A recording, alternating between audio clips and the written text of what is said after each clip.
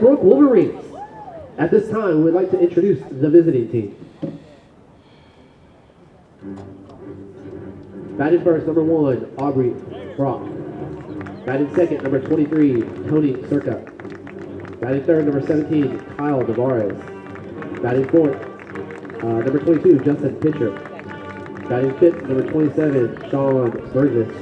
Batting sixth, number 4, Ryder Chilton. Batting seventh, number 9, Logan Guthrie. All right, so they're announcing starting lineups here real quick. So we had some technical problems. So if you were trying to listen earlier, we do apologize. So what we'll do is, while they're doing the announcements and then the national anthem, so what we'll do is we're going to go ahead and go to the interview that we had with Coach Flores before the game, and then we will cover everything that we had in the pregame show ahead of time. So here's our interview with Coach Flores, and when we come back, we'll have some more information on things going on in district play and what the keys are to this game. So here's our interview with Coach Flores. All right, we're here with the head coach, Coach Flores. Well, Coach, tough loss on Tuesday night. I mean, kind of walk us through what led to the loss. Again, walks, not throwing strikes, not making the plays. Everything that you can imagine that will hurt you in a game happened, and we gave up 6 runs in 1 inning. And you can't give up big innings. 6 runs you give up, it's not always okay, but when they spread out throughout the game, they're not true momentum killers, and that's what it did. It killed our momentum the whole way through. So, I hate to say, with like 5 games left, saying this is probably a must-win the way district is starting to shape up a little bit. Do you feel that way, or does the team feel that way? The next 5 are must-wins. I've seen crazy things happen, but like I told you last time, if you think about the 5 games, you're way ahead of yourself. You got to think about the game you're playing tonight, and a lot at stake tonight, more emotionally for anything. Again, 19 years, I almost made a right instead of a left, coming to the dugout. But I'm still proud of both teams. They're under me technically still, but you know what? I'm just hoping for better baseball today. So I saw you after the game. You were hugging a lot of those guys over there. I know the loss hurts, but seeing how those guys performed and everything else, what were you saying to them as you were hugging them after that game? There's still a lot of me in there, and they know it. So, and that's all I wanted them to ever do is just fight. And you know what? It was pretty good to see them do that. To give an example to the group I'm coaching now, that no matter what, you just got to keep fighting, no matter what's going on. How's the view right now from third base as we're standing here? It looks a little weird to me too, but I can only imagine for you. Like I said, walking up this way, I usually make a right. Well, I had to make a left this time, and this is a view I haven't seen other than the third base coaching box. But this whole dugout is tonight's going to be a different night. It's going to be crazy. They're going to have teacher appreciation night, so I'll get to see some teachers. But again, all good things come to an end, and time to start the chapter all over. New chapter tonight, and hopefully starts off with a win and maybe a 5-game winning streak into the playoffs, Coach. So good luck to you. Thank you, sir. Thank you. That's the head coach of the Clear Falls Knights, Coach Flores. We'll be back right after this. Hello, I'm Dr. Steve Hotze. Are you sick and tired of being sick and tired? Are you fed up with your doctor giving you drugs simply to mask your symptoms rather than treating the cause? As you age, I believe you should be brimming with energy, vitality, and enthusiasm for life. The Hotze Health and Wellness Center treats individuals from all over the country and world in an environment of extraordinary hospitality. We specialize in the treatment of allergies, yeast, replenishing natural hormones, vitamin and mineral supplementation, and a healthy eating lifestyle, all of which boost your immune system, increase your energy level, and your health span. If you'd like to obtain and maintain health and wellness naturally without pharmaceutical drugs, then contact one of our wellness consultants today at 281-698-8698 or visit HotzeHWC.com and request a free copy of my best-selling book, Hormones, Health, and Happiness.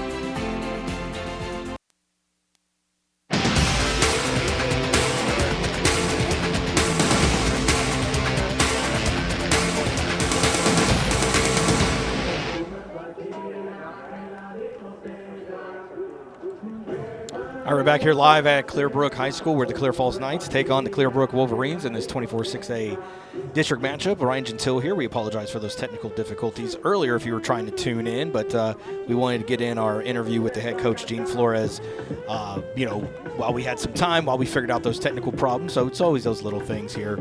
So real quickly, we'll run through the starting lineup here for the Clear Falls Knights. Leading off is going to be Aubrey Frock, followed by Tony Churka, and then Kyle Narvaez in the 3 spot. In the cleanup spot is going to be Justin Pitcher, followed by the DH, Sean Burgess, who's DHing for the pitcher tonight, Cameron Kern. And then it's going to be Ryder Chilton, Logan Guthrie, Everett Peterson, and then Marshall Griffin rounding out the lineup for the Clear Falls Knights. So Frock ready to get in the batter's box and lead things off here, as he was 2 for 4 and had a run scored in Tuesday's contest. As we are now underway with Thursday night baseball, as that pitch was inside for ball 1. Ryan Benavidez on the mound for the Wolverines. We had a chance to see him over the last number of years pitch on the mound, as we covered Clear Brook, as this is a ground ball right to the third baseman, Paredes, who throws the first for the first out. Now batting number 23, Tony Circa. And so the Knights coming off that tough loss, and Tony Churka now comes to the plate. As Churka was 1 for 3, RBI, had 2 stolen bases, and was hit by a pitch. But as we mentioned, Ryan Benavidez, we got a chance to see him pitch numerous times over the last number of years, this being his senior year, as that pitch is taken for strike 1. So he's on the mound tonight. It's going to be Okrug on behind the plate, then De Leon at first. Perdome at second. Ooh, as that pitch came in and hit him right in the back, and he's flinching a little bit there. So another hit by pitch for Tony Churka. Spears will be at shortstop, Paredes at third, as we mentioned earlier in the last play. And then from left to right in your outfield for the Clear Brook Wolverines is going to be Brooks, Gracia, and then Chagoya. All right, so Kyle Narvaez comes to the plate, as he was 1 for 3 with a walk and a run scored in Tuesday's contest.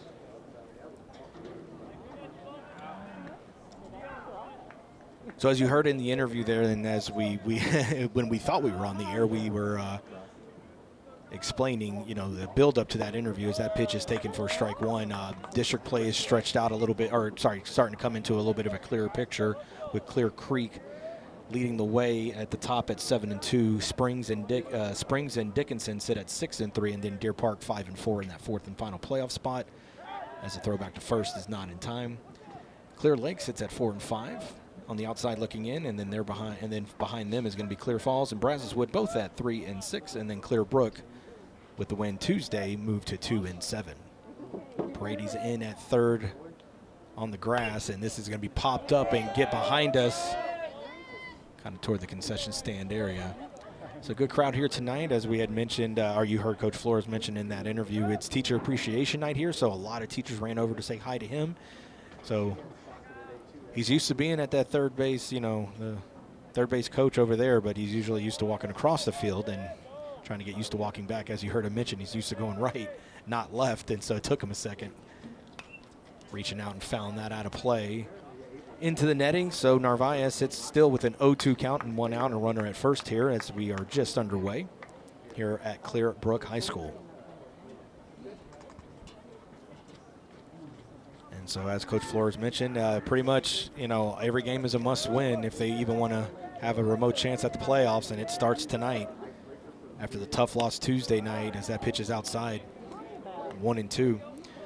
So Clear Falls got off to a quick 3-0 lead in Tuesday night's contest, but then it was the big grand slam by Paredes in that 3rd inning, after Clear Brook had already scored 2 runs. That gave them a 6-3 lead, and the final ended up being 6-5. Runner going, but fouled off into the netting, as Narvaez continues to fight and stay alive against a tough pitcher in Ryan Benavidez. Clear Falls managed to get 2 runs back. As we mentioned, they ended up losing 6-5. At one point, they had runners at 2nd and 3rd and 1 out in the bottom of that 7th inning with the running run at second base, but just could not get 1 run in to tie or walk it off. And chopper left side gets past Paredes, who was in anticipating a bunt. So a base hit for Narvaez puts runners at 2nd and 1st and 1 out. Now batting number 22, Justin Pitcher. All right, so Justin Pitcher now comes to the plate. Pitcher had himself quite a game Tuesday. He was 3 for 3 with an RBI, 2 stolen bases, and he was hit by a pitch. Got a chance to, Justin Pitcher's brother actually came and got a chance to talk to him after the game on Tuesday. He came to say hi, as he played here at Clear Brook High School, graduating a few years ago. Now he's over kind of doing like hype work for the Utah Jazz, and he has an interview with the Pac-12 I think it was yesterday, as that pitch is outside.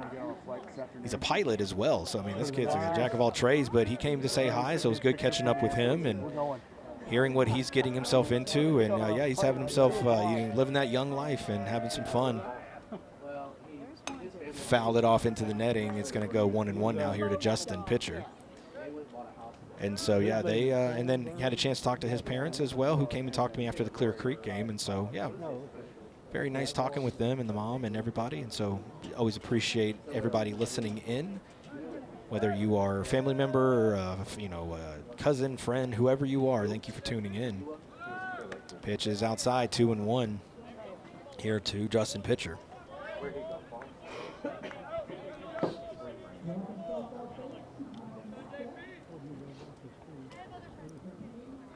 Corner infield in a little bit, not on the grass, but definitely close in. Middle infield in double play depth. That's a 2-1 pitch is going to be fouled off, and count will go even to 2-2 with the softball team ready to play on the field right behind the first base dugout. And then you have the football field over behind us on the third base side where Clear Falls sits, Clear Brook on the home first base side. 2-2 pitch. Gets away from the catcher, and the runners will advance on the wild pitch. So now you got 2 runners in scoring position.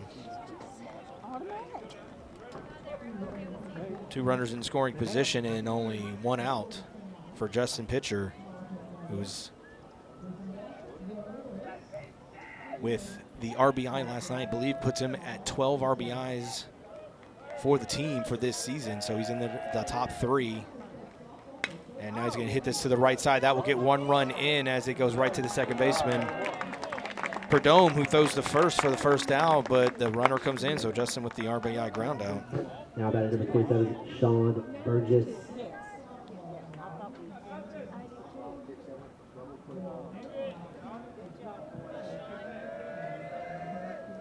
All right, so Sean Burgess, the lefty, comes up. 1 for 1, 2 walks and an RBI from Tuesday's contest. Likes to stand right on the line of that batter's box as he foul tips that into the glove for strike 1.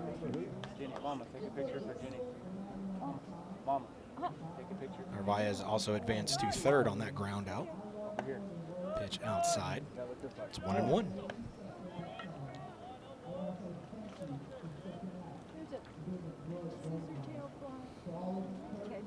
1-1 from Benavidez is going to be low and outside, but stays near. The catcher, Olkrug, could hang on to it, but he didn't roll too far. So low fence lines in left field and right field until you get to about left center, right center, and then the fence line goes way up. So definitely opportunities if a ball is hit deep enough, could rob a home run if you needed to. 2-1 pitch. Just missed inside. Didn't miss by much, it looked like, from where we are sitting. So 3-1 count here to Burgess. Here's the 3-1. Inside and almost hit his foot, got away from the catcher, and the run's going to score. Yeah, so Burgess was kind of just standing there, not really understanding what's happening. They're thinking it hit him. You heard something. I thought it might have clipped him on the foot. So I believe there's going to be a conversation here to see if the runner needs to go back. So we'll wait and see what the official call is going to be. So I don't know if it hit his foot or if it was the sound of it hitting off the glove of Olkrug, but either way, Burgess will be at first. We do know that. It's just, will it be via walk or hit by pitch? If it's via walk, then the run scores. Hit by pitch, runner goes back to third. And they're going to go ahead and say that it did not hit him. But now there's a conversation happening with the head coach, Kevin Macias, right now. He's wanting an explanation because, again, we heard something happen. So he wants his explanation. Okay, so that's what's going to happen there. It's going to be a walk. But it's a wild pitch that scores the run. All right, so the run will stand. So it's going to be 2-0 now. Clear Falls after the conversations. And now it's going to be Ryder Chilton as Chilton was 0 for 2 with an RBI and a walk from Tuesday's contest.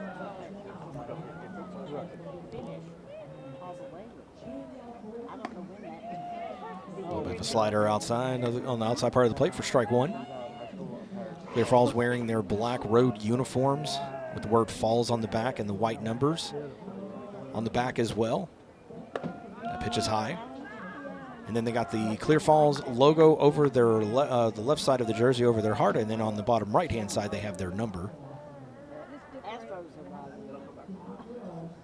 And they got the gray pants with the dark green line down the side as that pitch is fouled into the netting now. The count will go to 1-2 to Ryder Chilton.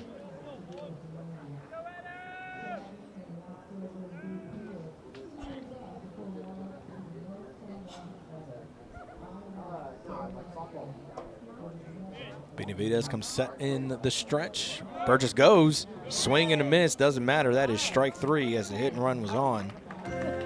So Ryder goes down on strikes, first strikeout of the game for Ryan Benavidez, but the Clear Falls Knights managed to get one hit, 2 runs across the board, and a walk and a hit by pitch, and it will be a 2-0 lead as we move to the bottom of the first inning. You know, to mentor a child, you don't have to be the most talented person in the world. To prove that point, we're here with 3 real-life mentors who are going to sing for us. Hit it, guys. Twinkle, twinkle, little star, how I wonder what you are. Up above the world so high, like a diamond in the sky. Twinkle, twinkle, little star, how I wonder what you are. Thanks, guys. That was awful. As you can see, you don't have to be perfect to mentor a child. You just have to be yourself, which, by the way, is pretty good. Excuse me, we don't think we nailed it that time. Can we try it again? Not a chance. Do good. Mentor a child. Call Save the Children toll-free at 1-877-BA-MENTOR. 1-877-BE-A-MENTOR. A message brought to you by Save the Children and the Ad Council.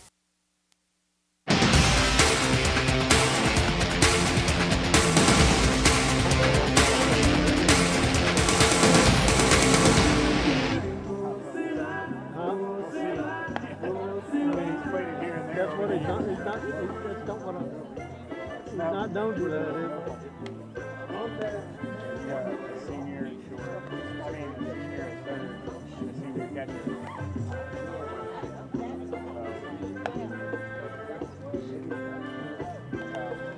All right, bottom of the first inning, 2-0 is our score. Clear Falls leads over the Clear Brook Wolverines.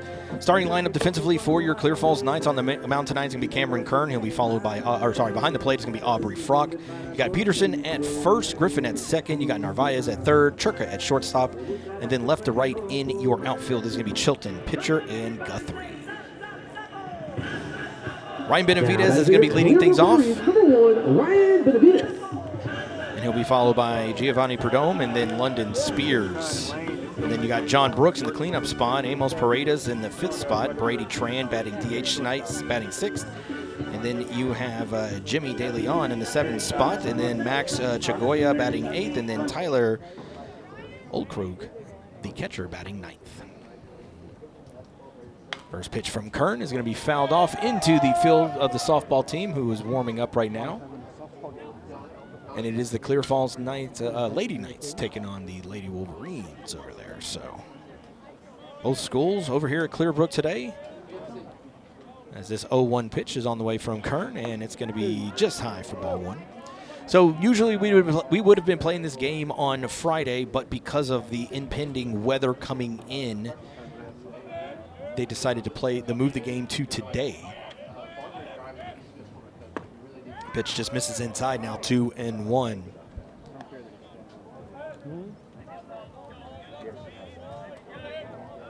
And so this was going to be a Friday night game, but now a Thursday night game, so it throws off my schedule a bit, but that's okay. My job lets me make adjustments as need be, as that pitch was fouled off to even the count at 2-2 to the leadoff hitter here in the bottom of the first, Ryan Benavidez. Teacher appreciation night here tonight, so that was fun to see. Always enjoyed those. As the 2-2 pitch is going to be swung on and missed. Foul tip, strike 3, and Benavidez goes down on strikes.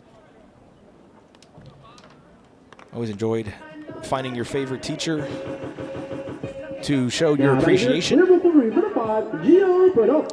Can't lie though, there were some guys when I played basketball. They would invite the teachers that they were trying to butter up to give them a better grade, so they would pass the class. Yeah, some of them would invite those teachers, and that was always entertaining for us to see, as that pitch is going to be high for ball one. You got those teachers like, yeah, your appreciation, huh? Like, why are you sucking up to me right now? So those were always fun conversations to see, as this pitch is going to be swung on and missed by Giovanni Perdome. Perdome was 1 for 3 with a walk and a run scored in Tuesday's contest. Ryan Benavidez, we forgot to mention, he was 1 for 2 with 2 walks, a run, and a strikeout. 1-1 pitch is off the glove high. I think it clipped the home plate umpire a bit on the mask.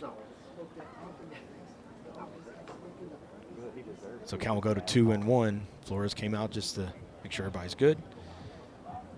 Clear Brook wearing their home pinstripe white uniforms with the words Brook across the chest in red lettering. Showing bunt, and then, it was up and in, but he didn't pull back in time as he fouled it off. It was in on the hands. Don't think it clipped him, but it definitely is going to sting a little bit. Oh, no, they're going to say it hit. Whoa, they're going to say it hit him.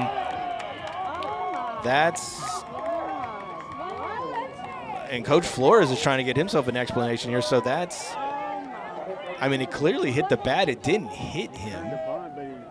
I mean, it maybe hit like right on the lower end of the handle possibly.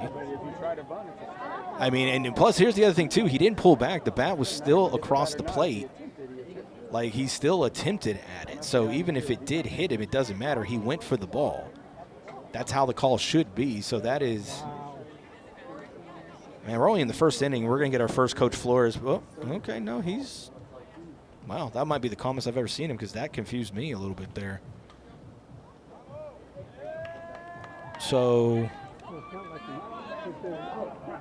I mean, they're claiming he got hit, but he went for the ball on the bunt attempt, but okay. So the official rule is hit by a pitch. Number 8, London Spears. All right, so London Spears was 1 for 2 with 2 walks, a run scored, and a stolen base from Tuesday's game. First pitch he's swinging at, and he misses for strike 1. Man, already we've seen 2 interesting calls, and we're not even out of the first inning. A hit by pitch that wasn't a hit by pitch maybe, and now another hit by pitch that was a hit by pitch. Swung on and missed. Down in the count now, 0-2 is Justin Spears.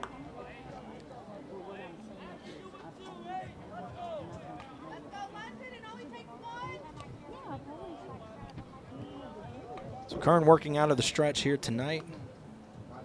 The runner at first, and that pitch, he's going to yank that fastball just a bit outside. And by a bit, I mean he yanked it bad. 1-2. You probably hear in the crowd mic here as well, some of the Clear Falls fans and family members were not happy with that previous call and the previous at-bat. 1-2. And a breaking pitch that did not break, so he had him in a 1-2 count, and now he hits his, well, technically it's his second batter in a row.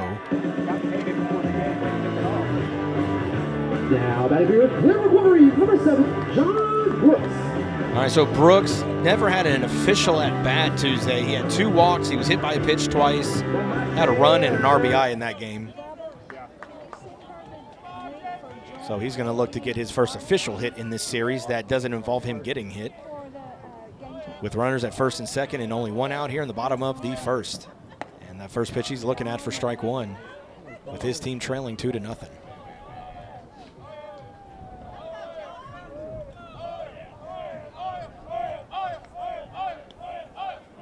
Kern set at the belt buckle, looks at second a couple of times, and here comes that 1-0 that's going to be outside.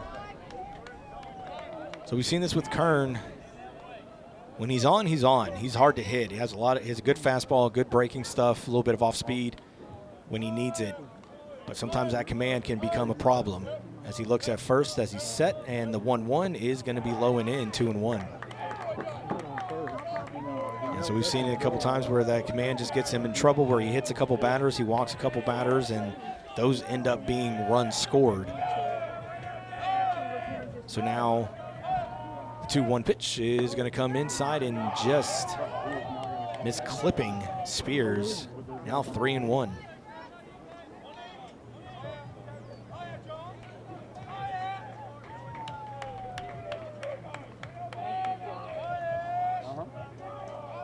Kern comes set, looks at second. Here's the 3-1 pitch, and that's going to catch the plate this time. Runs the count full. All right, so with one out, you don't expect the runners to go from first and second, but sometimes you do see them go regardless just to put some pressure on the defense. We'll see what they do here. Here comes the payoff pitch. Long look at second from Kern. He's just taking his sweet time. Foul tipped, but Frock could not hang on to it. Looks like it clipped him on the leg as he's limping a little bit. He's been taking a beating all season since he got behind the plate. Ben Eggert was the catcher for the first few games, but then Eggert went down with an injury and is out for the rest of the season. That's where Frock came in. And, man, he's been taking balls off the thighs, the ankles. Looks like that one he's pointing to his foot a little bit, like the inside part of his ankle. He's been hit in the head with a bat. A bat's caught him in the chest, in the shoulder. I mean, this kid has just been taking a beating all season. But he stays in there, man. Tough kid. So count will remain full at 3 and 2 with one out. And runners at second and first.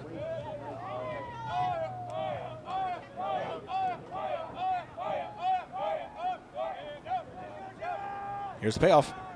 Popped him up. Is it going to stay in play? It's in foul territory behind home plate. Frock coming in and makes the catch for the second out.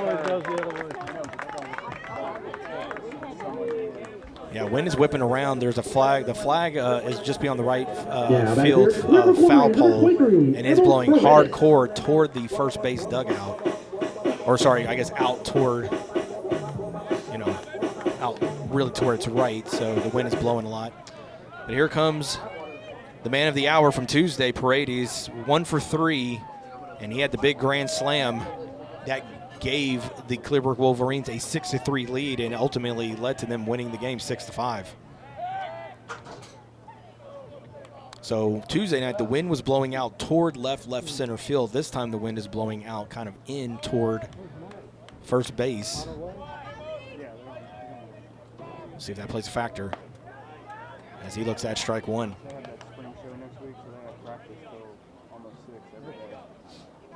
That's next Friday? Friday and Saturday. We're going Friday. I'm going Saturday. Friday he's got a game. The 0-1 pitch just misses. It's now 1-1. Didn't miss by much. On Saturday, so I'm going to go to when he does the pictures and all that. I'm not. So Kern shakes his head, comes set. He's going to look at second. No, he doesn't look at second. 1-1 pitch is taken for strike two. Sorry, he's been looking at second every single time, and sometimes he has a very long stare at second base. Now 1-2 count to Paredes. Here's the pitch. Outside, Frock keeps it in front of him, almost got away. Yeah, that's fine. Long day for me. That's no big deal. So 2-2 count with 2 outs, runners at first and second here for the Wolverines, trailing 2-0 here in the bottom of the first. The hero from Tuesday night with the grand slam to give the Wolverines their 6 runs that led to that victory is at the plate. Kern set, looks at second this time. Now he's going to step off. A lot of games of cat and mouse here with Cameron Kern. It's just longer. And now he's looking at Frock to kind of redo the signals and see what they want to do and how they want to handle the runner at second with what signs they're going to use. Now they got it figured out. Here's the 2-2. In the dirt, 3-2 count now to to Paredes.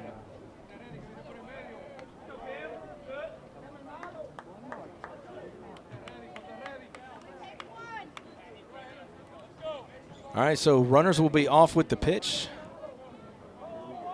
with 2 outs and it being a full count. Here's the payoff. Nope, and Kern's actually going to lift his leg and go back towards second. And every time I think they're going to, they're going to throw a pitch, they deke me out and they go toward the bag. Here's the payoff pitch. In the dirt again, back-to-back pitches in the dirt. So 3 straight pitches that were down that Frock had to just kind of snag off the ground to prevent it from getting away, and now the bases are loaded. Number 17, Brady Train. All right, very similar to what happened Tuesday night.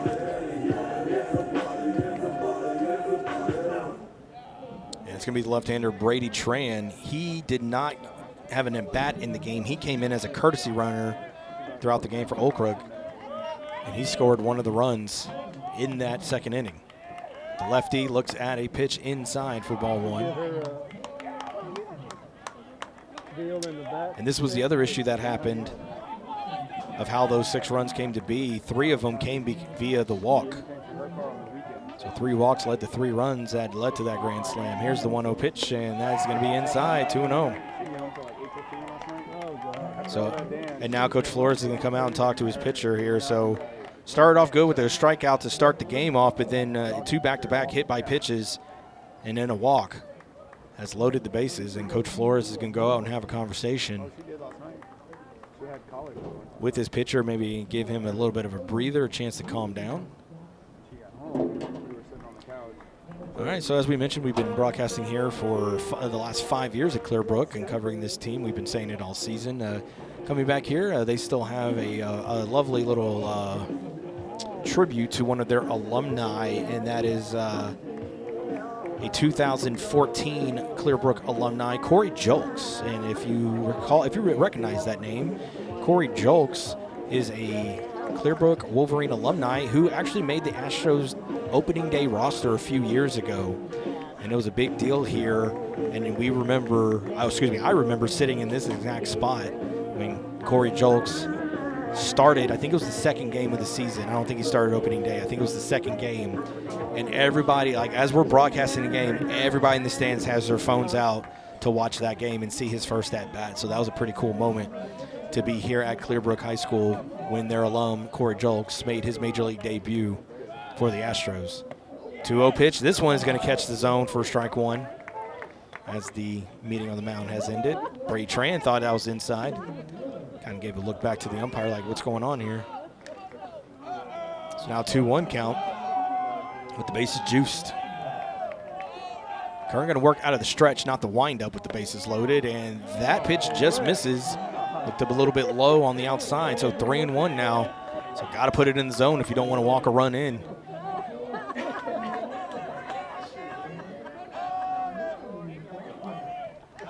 All right, here's 3-1. And that's low, ball 4. So Brady Tran works himself an RBI walk. And then the alleged hit by pitch from Perdome comes in to score. Now, out of your Clear Brook Wolverines, number 24, Jimmy DeLeon. All right, DeLeon here. Jimmy is going to now bat.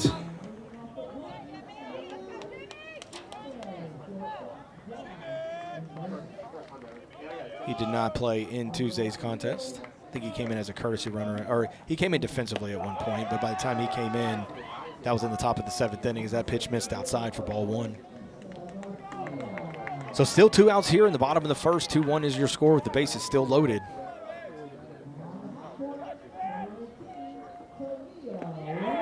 Down in the dirt. So once again, runs coming across the board for the opposing team when Clear Falls pitches that either no hits or the run scored because of a walk or a hit by pitch. The runner that usually comes in is not because it's not the hitter who, the batter who got a hit. Here's a 2-0. Breaking ball this time catches the zone, 2-1. Do a little bit of a curve there.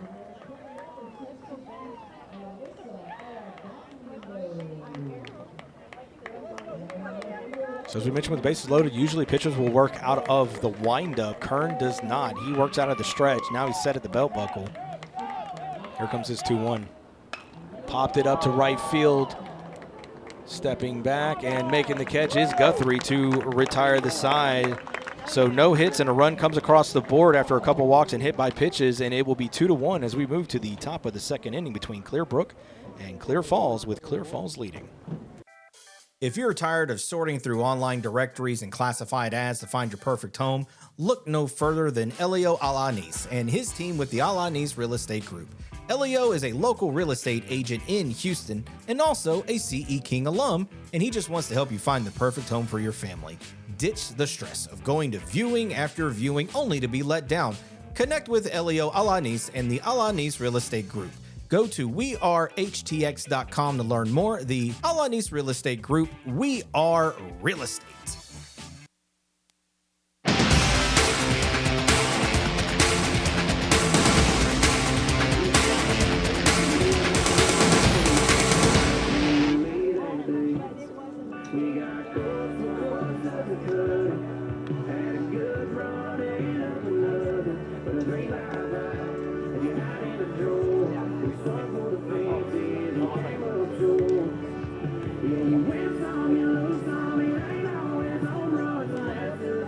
All right, 2-1 is your score here in the top of the second inning with Clear Falls leading Clear Brook. Ryan Gentile here for the Legacy Sports Network. It's going to be the 7, 8, 9 hitters for the Knights. Will be led off by Logan Guthrie. He'll be followed by Everett Peterson and then Marshall Griffin, the 9-hole hitter. Now batting number 9, Logan Guthrie. Guthrie was 0 for 1 with a walk and a stolen base in Tuesday's contest. But he made some incredible plays in the outfield defensively. As his first pitch he's swinging at is what goes right to the shortstop. Spears, who throws the first just in the nick of time, beat Guthrie by about a step for the first out. Now batting number 24, Everett Peterson. Here we go, Everett. All right, so Peterson came in a pinch hit situation, but he grounded out to the first baseman to end the game Tuesday night with runners at second and third, where he had a chance to tie the game or walk it off, but just got on top of a ball that went right to the first baseman, and his first pitch he looks at is for a ball. And that pitch misses outside. So quick 2-0 count here to Peterson.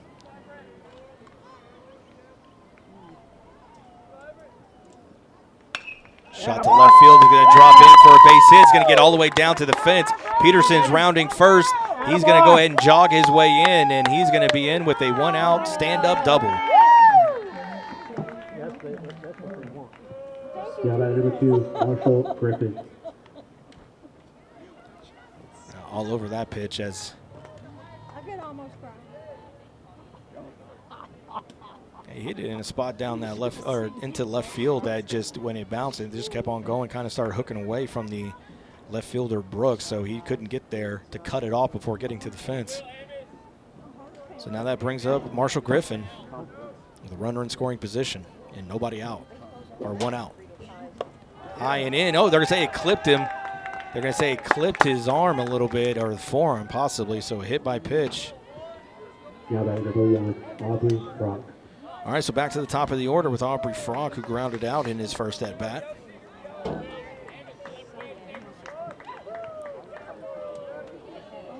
As we've mentioned, well, in our pregame that nobody could hear, and then in our quick little introduction at the start of this game, big game here tonight for the Clear Falls Knights if they want to maintain pace for a playoff spot. As the first pitch here to Frock is taken for strike 1. So after losing on Tuesday night, they fall to 3-5. Excuse me, 3-6. 0-1 pitch from Benavidez is going to be outside. So right now, Clear Falls sits at 4-5, Deer Park 5-4 in that 4th and final playoff spot.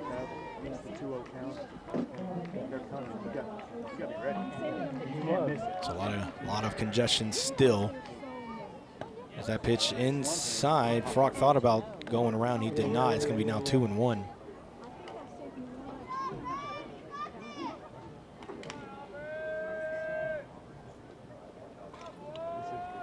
So right now it looks like Clear Creek has a good path to a district title as they sit at 7-2 as that pitch is high.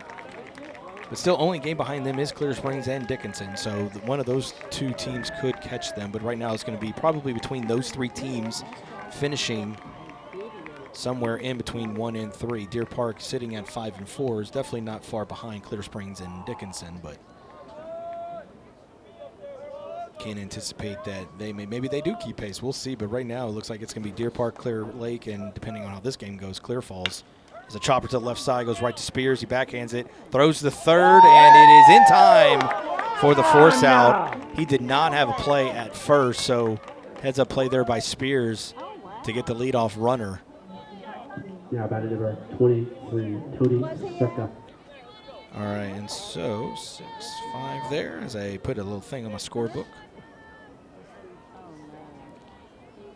And they're going to have a courtesy runner for Frock being the catcher.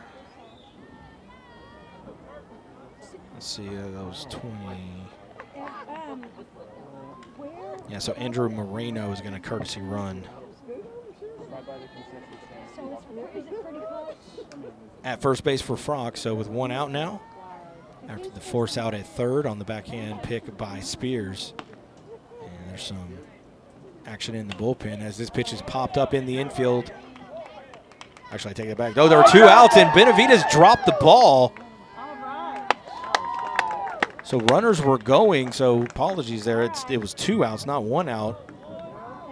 And Churka reaches on the error by Benavidez. Now batting number 17, Kyle Devine. So infield, so ball popped up in the infield, and it was Benavidez who just kind of lackadaisical, did not use 2 hands. So now bases loaded with 2 outs, and it's going to be Kyle Narvaez. And first pitch swing, and that's going to drop into the outfield. 1 run's going to score. Flores started sending the runner and then held him up. So 1 run comes in after the error.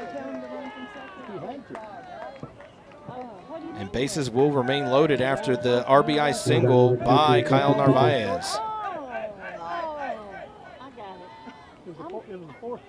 Maybe I should pay attention to the game instead of pictures. Why don't y'all quit taking selfies? Well, we did 1. All right. Breaking pitch misses out down and low to the cleanup hitter, Justin Pitcher. He grounded out his first at-bat, but drove in a run, so got an RBI out of it. Swing and a miss at that pitch is going to even things up at 1-1.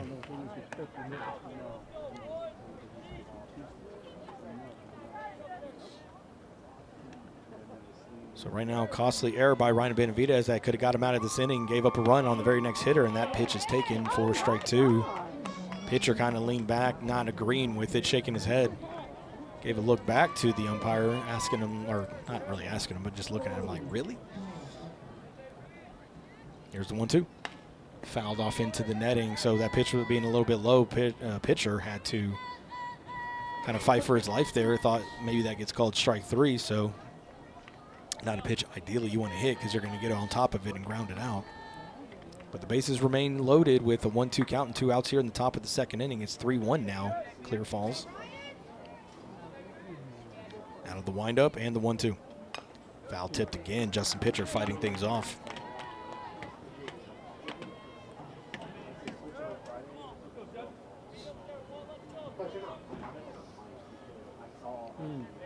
So another big opportunity here for the Knights with runners on into the 1-2. Looking all the way at that pitch. He was not anticipating that, and pitcher goes down looking on strike. Second strikeout of the game for Ryan Benavidez, but a run comes in on 1 hit and an error, but 3 men left stranded on the bases, and we will move to the bottom of the second inning with the score 3-1 Clear Falls over Clear Brook. We'll be back. Hello, this is Dr. Steve Hotze. Do you struggle with joint pain? Is your joint pain making your everyday activities a chore? You may have been told that surgery is your only option. God has given your body an amazing ability to heal itself. At the Hotze Health and Wellness Center, we can help your body tap into this ability, providing you with regenerative joint therapy so you can live pain-free. Call 281-698-8698 to schedule your free consultation. Imagine living pain-free without the need for joint replacement surgery. Our team at the Hotze Health and Wellness Center can offer you a natural approach to resolving your joint pain using regenerative joint therapy that promotes healing. Call the Hotze Health and Wellness Center now at 281-698-8698 to schedule your free consultation. That's 281-698-8698. Say goodbye to joint pain and get your life back. 281-698-8698.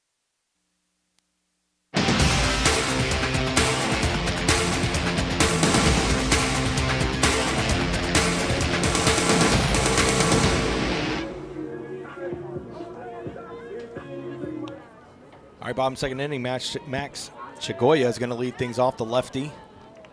Coming up with, and now time called.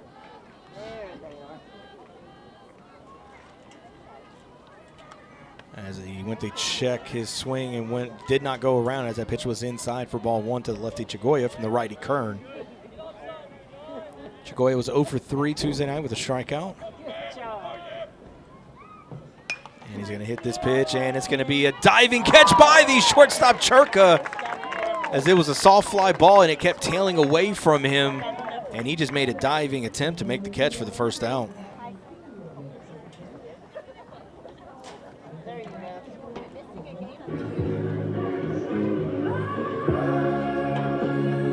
Now, that is your Clear Brook Wolverines, number 11, Tyler Okrug. Okrug, 1 for 2 in Tuesday's contest with the walk. His courtesy runner, Tran, scored a run for him. That came in that big second inning. And he's the one that got that second inning started by working a walk. As the 9-hole hitter Tuesday night, he's the 9-hole hitter tonight, and so Wolverines will turn over the lineup after his at-bat with Benavidez on the on-deck circle. Looks at a pitch high for ball 2. It's a little bit of a little dark, cloudy day here. So not a lot of sunshine, as the 1-0 pitch is going to take the zone for strike one. So, 2-1 count. So 2-1.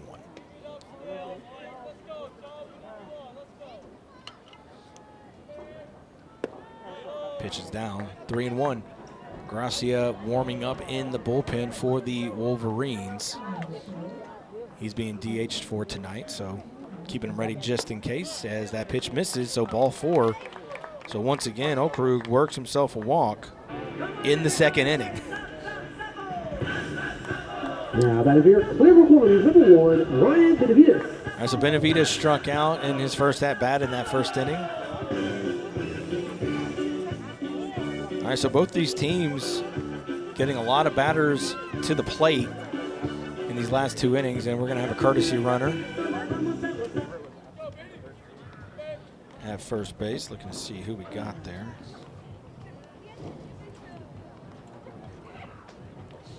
This is going to be Lawton Owens. Oh, wait, no, sorry, not Lawton Owens.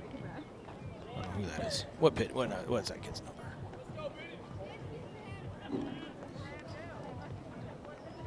I'll get you that number here in just a second. Throw back to first, not in time. So it's actually Mac Rebouchet. So Rebouchet, courtesy running at first base.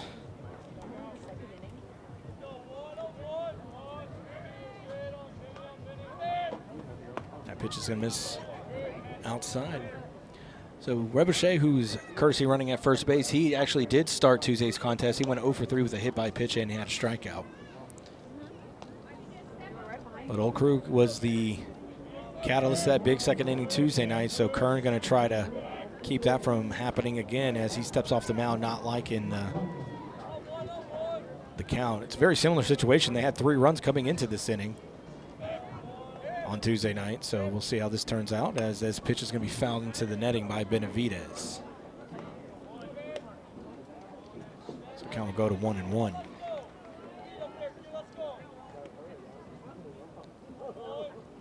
So Kern looks over at first, then kind of looked down at the ball, looked at first again. Now he's set at the belt buckle. Ooh, 1-1 pitch, buckled Benavidez at the knees, and he takes it for strike 2. Got him with that slider. That slider that starts in on the right-handed hitter and breaks across the plate. 1-2. Almost got him again. Looked like it was a bit low. Frog thought he had him. Kind of dropped his head when he didn't hear the strike 3 call. So count will go even to 2-2.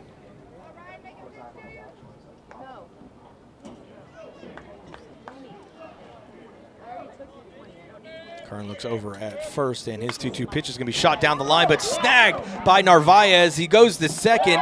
He had to kind of bobble it a bit. He had to get his grip as he was about to make a throw, but then wisely held up, got situated with his grip, throws to second for the second out. Now batting here, Clear Brook Wolverines, number 5, Gio Perdomo. So good defensive play there by Narvaez, having to dive to make that stop. If that gets past him, that's going to get all the way down to the fence line probably. For sure one run's going to score. So he just saved a run. Throw back to first, not in time. So Perdomo had a controversial hit by pitch as he was going for a bunt and later scored. And now he's going to call time as a long exchange between Kern and Frock on the pitch selection there.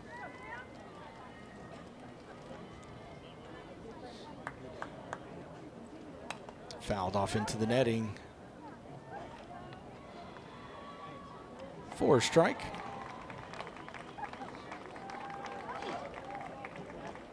All right, so with this being a Thursday night contest, so we will be back on the air Tuesday night when the Knights take on Dickinson. So make sure you tune in as the 0-1 pitch is going to, nope, I thought he missed it because he kind of delayed it, but nope, he's going to call it strike 2. And so on Tuesday the 14th, Clear Falls will be at Dickinson. 2 outs, runner at first. 0-2 pitch and a breaking pitch catches the outside. Can't talk. Top of the zone to strike him out, looking to retire the side. So second strikeout of the game for Cameron Kern, and we will move to the top of the third inning with the score still remaining 3-1 in favor of Clear Falls. We'll be back. Legacy Sports Network, now celebrating 18 years of broadcasting excellence. We are your home for local high school sports coverage. Expect excellent audio and video production. Whether you're listening at home or at the game, find us at lsnsports.com. Legacy Sports Network, building a legacy one game at a time.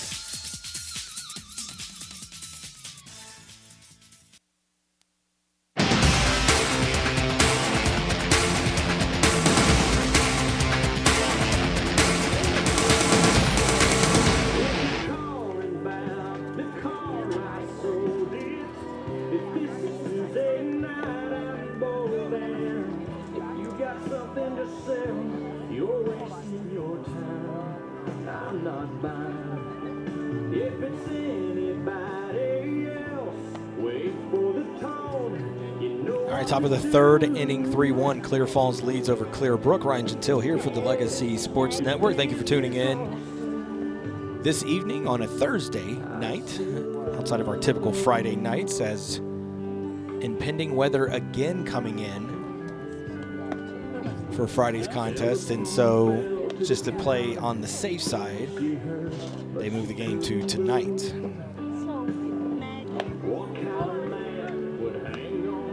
We do have a pitching change, as it is David Gracia coming in for Benavidez. All right, so Gracia comes in to relieve Benavidez, who will move back to shortstop, and then looking to see if, I would assume maybe Spears moves over to second, but or maybe not, I don't know, let's wait and see. So yeah, Benavidez will go to shortstop.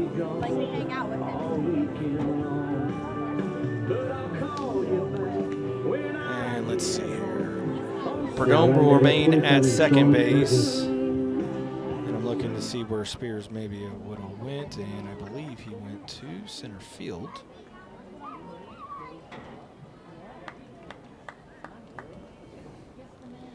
And he did, as Gracia was in center field, so that is where Spears moved to. So Gracia comes in from center field in relief. Benavidez moves to shortstop, and then Spears moves from shortstop to center field. First pitch to Burgess, leading things off for the Knights. He looks at ball 1.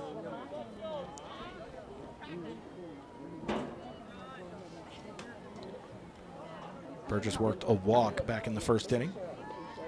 And this time he's going to pop it up down that right field line high and right at the foul line, and making the catch is going to be Chagoya for the first out. Now batting number 4, Ryder Chilton. Just got out in front of that one and underneath it.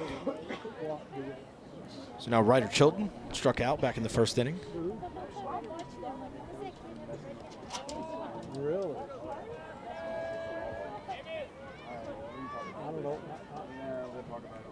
Paredes comes way in on the grass, and that's going to be past Benavidez on the first pitch. So Chilton being very aggressive.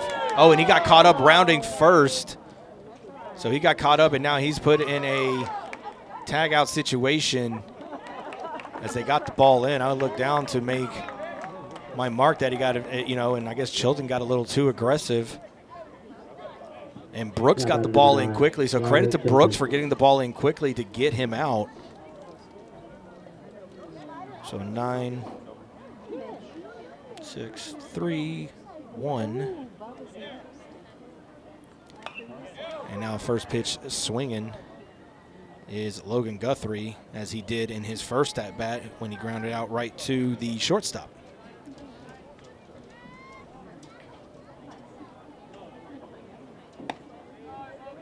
And outside now, 1-1.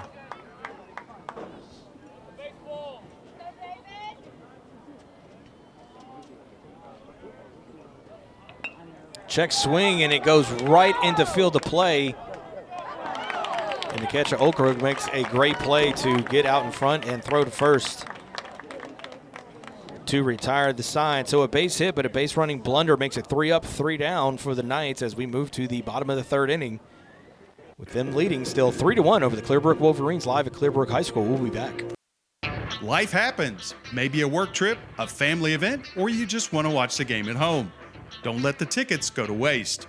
With Quick Assist, your seat gets listed for sale on every major marketplace simultaneously. No more juggling apps or stressing over resale. We make it fast and hassle-free so you save time and put money back in your pocket. From pro to college, Quick Assist has you covered. Download the Quick Assist app by scanning the QR code on our Legacy Sports Network website. Quick Assist, your ticket everywhere.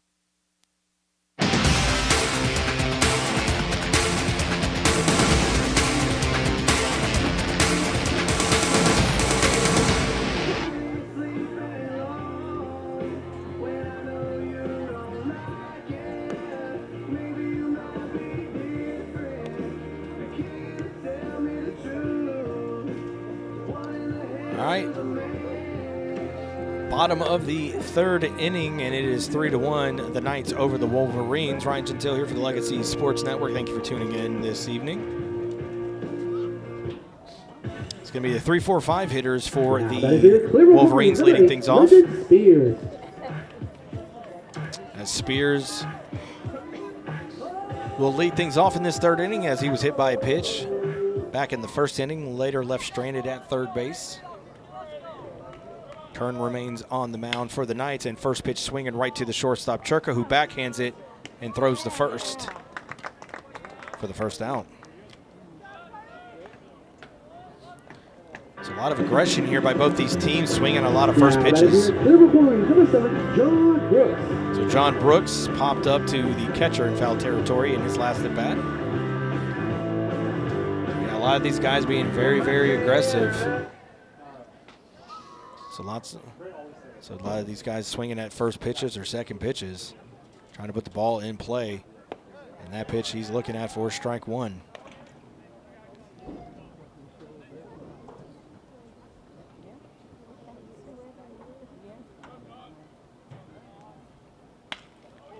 Liner over the head of Narvaez, who tried to leap up and get there but could not. So one out single for John Brooks here in the third. All right, here comes Amos Paredes. Paredes, excuse me, as he had a walk back in his first at-bat, later left stranded at second base.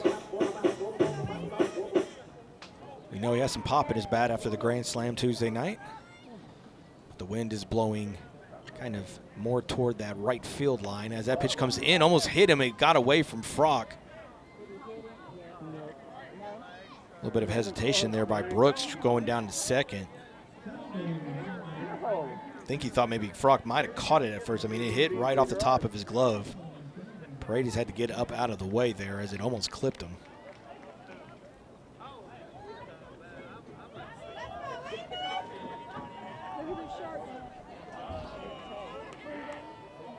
All right, so now runner at second base, and slider that's going to go down and away, but no bite from Paredes, so 2-0 is the count now with a runner at second base after the wild pitch.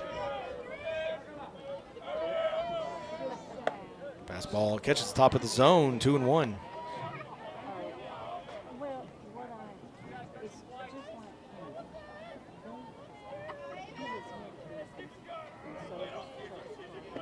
In the dirt, stopped by Frock, 3-1.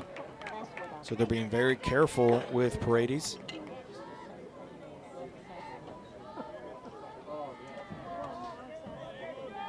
As he represents right now the tying run with one out here in the third for the home team, Clear Brook Wolverines.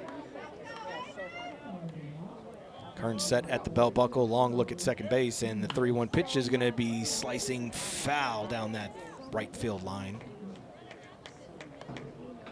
Trying to reach out and maybe poke it into right field to get that run in, but just could not keep it fair. So now the count runs full.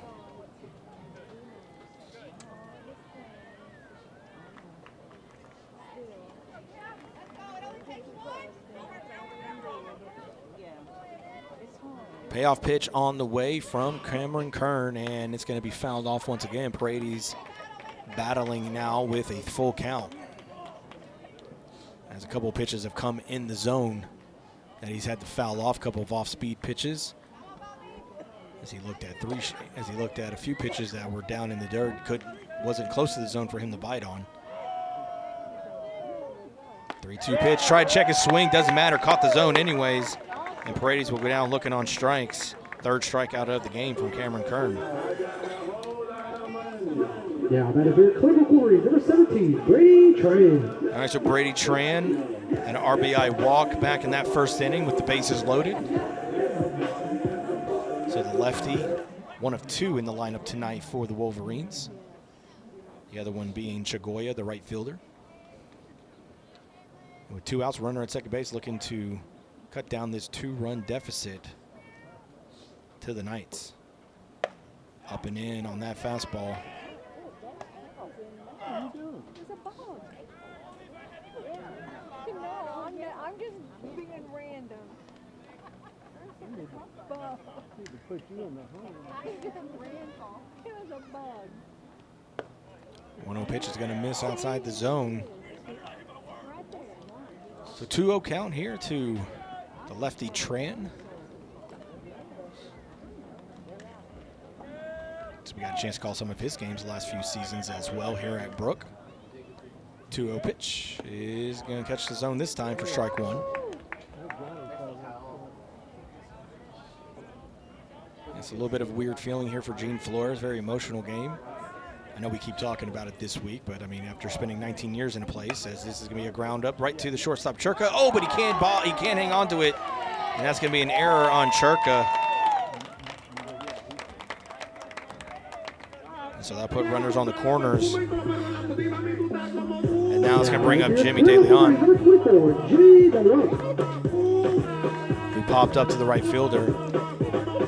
But I kind of equate this week, if you remember when Freddie Freeman signed with the Los Angeles Dodgers after being with Atlanta for so long, it was very emotional for him. It was talked about a lot. He talked about it a lot, and I think a lot of people were very upset with him for, hey, you're on a new team, and his teammates didn't seem to mind. And I think for Flores for this week, it's, very emotional. It's a lot going on, former team, a lot of former players and teachers. And so for this year and this week, it's going to be a little bit of an adjustment. Ground ball to the left side is going to get through the hole and score a run. And that is an RBI single by the first baseman, De Leon, and now it is a 3-2 lead for the Clear Falls Knights. Yeah, that is your Clear Brook Wolverines, number 9, Max Chagoya. All right, so Chagoya he popped up to the second base, or shortstop, in his first at bat. As we mentioned, he's the other lefty in the lineup here for the Wolverines.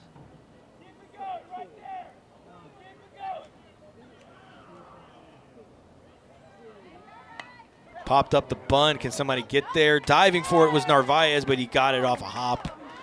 Couldn't keep it in the glove anyways, so it's just going to be a long, loud strike one.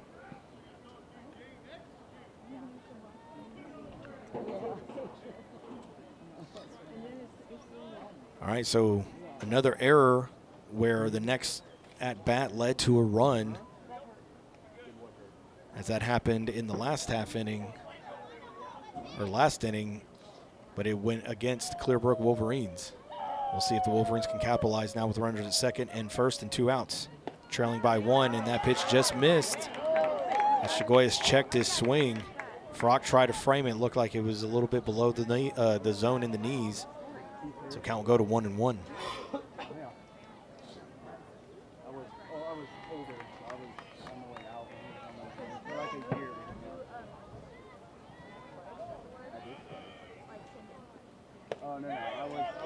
Pitch misses again in the zone, so 2-1.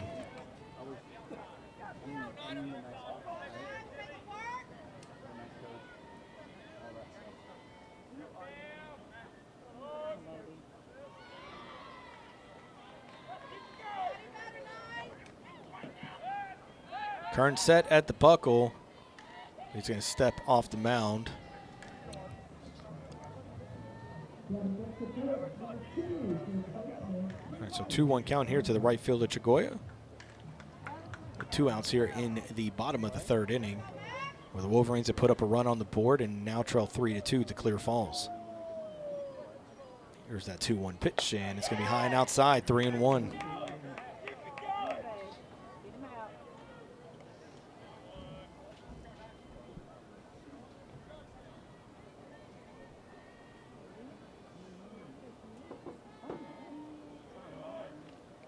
So long exchange here between Kern and Frock. Now they got the pitch that they won as he looks at second base. That 3-1 pitch is going to get away from Frock. Doesn't matter, it's ball 4. And now the base is loaded once again for the Wolverines. Second time in this game, as they had bases loaded back in the 1st inning as well.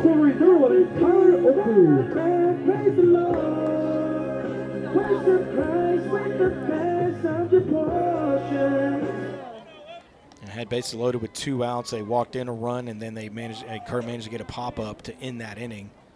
And now it's going to be the 9-0 hitter, catcher, Tyler O'Krug. Had a walk in his first at-bat in the 2nd inning. And he looks at a pitch that's going to catch the zone for strike 1.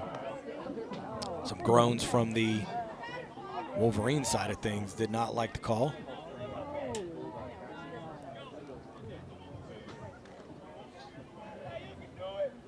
One is going to be low, so 1-1 count here to the 9-hole hitter with the bases loaded. So tying run stands at 3rd, go-ahead run at 2nd.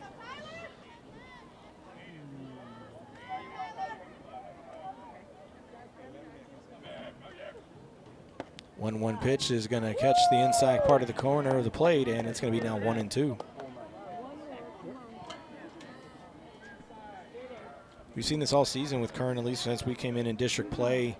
Sometimes his command gets the best of him, and he walks runners, hits batters.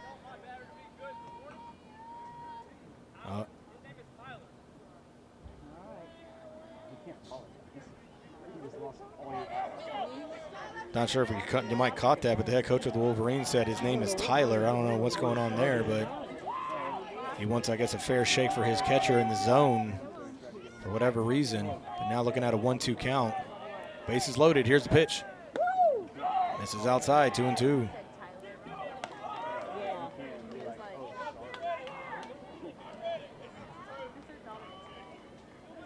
That's the thing here, man. You can pick up what these coaches are saying sometimes when they're yelling at these umpires, whether it's in the field or behind the plate. Here's a 2-2.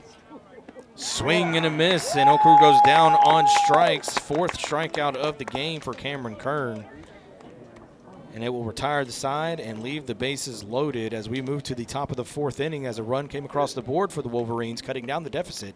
But they still trail 3-2 to the Clear Falls Knights. We'll be back. Alvin and the Chipmunks want to remind you to keep bacteria in food from making you ill with 4 simple steps. This will be a walk in the park. Clean.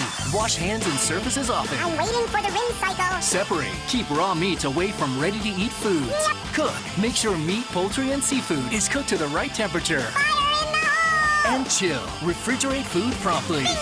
Check your steps at foodsafety.gov. Brought to you by the USDA, HHS, and the Ad Council. The road trip to food safety starts at foodsafety.gov.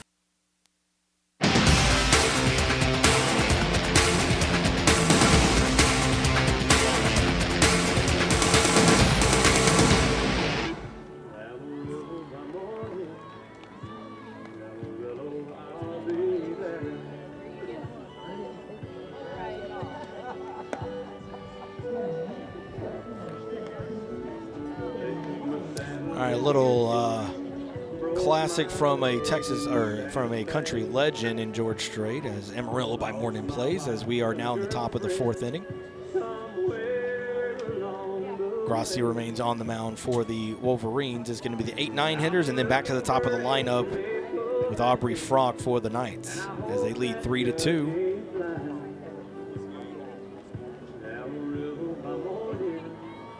And it is a big game here for the Knights, like as we have mentioned, looking to just try to maintain pace and at least have an opportunity to try to get in that 4th and final playoff spot that is currently occupied by the Deer Park Deer, sitting at 5-4. With Clear Lake just above the Knights at 4-5, and then you got Clear Falls and Brazzlewood both sitting at 3-6. Pitch inside to Everett Peterson, and it's he had a stand-up double back in his first at bat in the 2nd inning.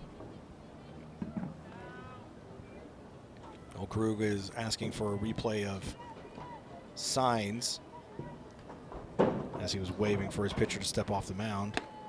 That pitch is outside for another ball, so 2-0 here to the 8-hole hitter Peterson. Marshall Griffin in the on-deck circle.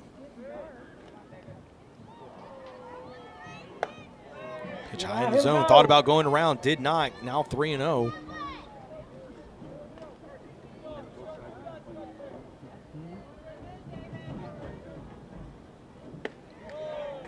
Taken all the way. So now count will go to 3-1.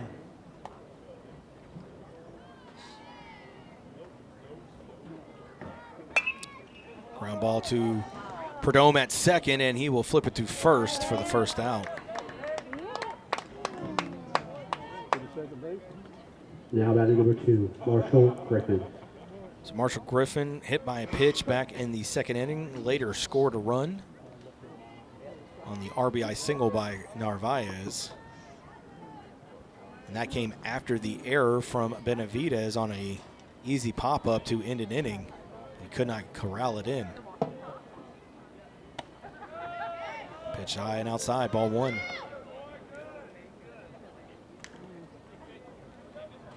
All right, so with the 9-hole hitter, it's going to be turning over the lineup after this, as that pitch is high and in, brushes Griffin back. So Aubrey Frock in the on-deck circle.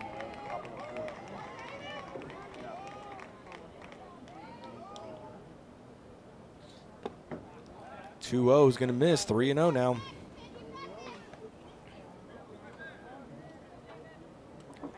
Expect Griffin to take all the way here with the 3-0 count.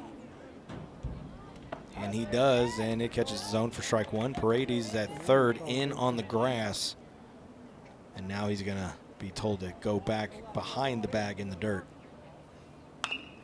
Chopped foul toward Flores, and he tried off his hands. And getting some boos up here in the press box. Some of the parents are kind of giving him some flack over that. 3-2 count here to Guthrie. Or not Guthrie, excuse me, Griffin, and he looks at strike 3 as Gracia hits him with the off speed. Now batting number 1, Aubrey Frock. So now it's going to be Aubrey Frock to the plate, 0 for 2. As we turn over the lineup.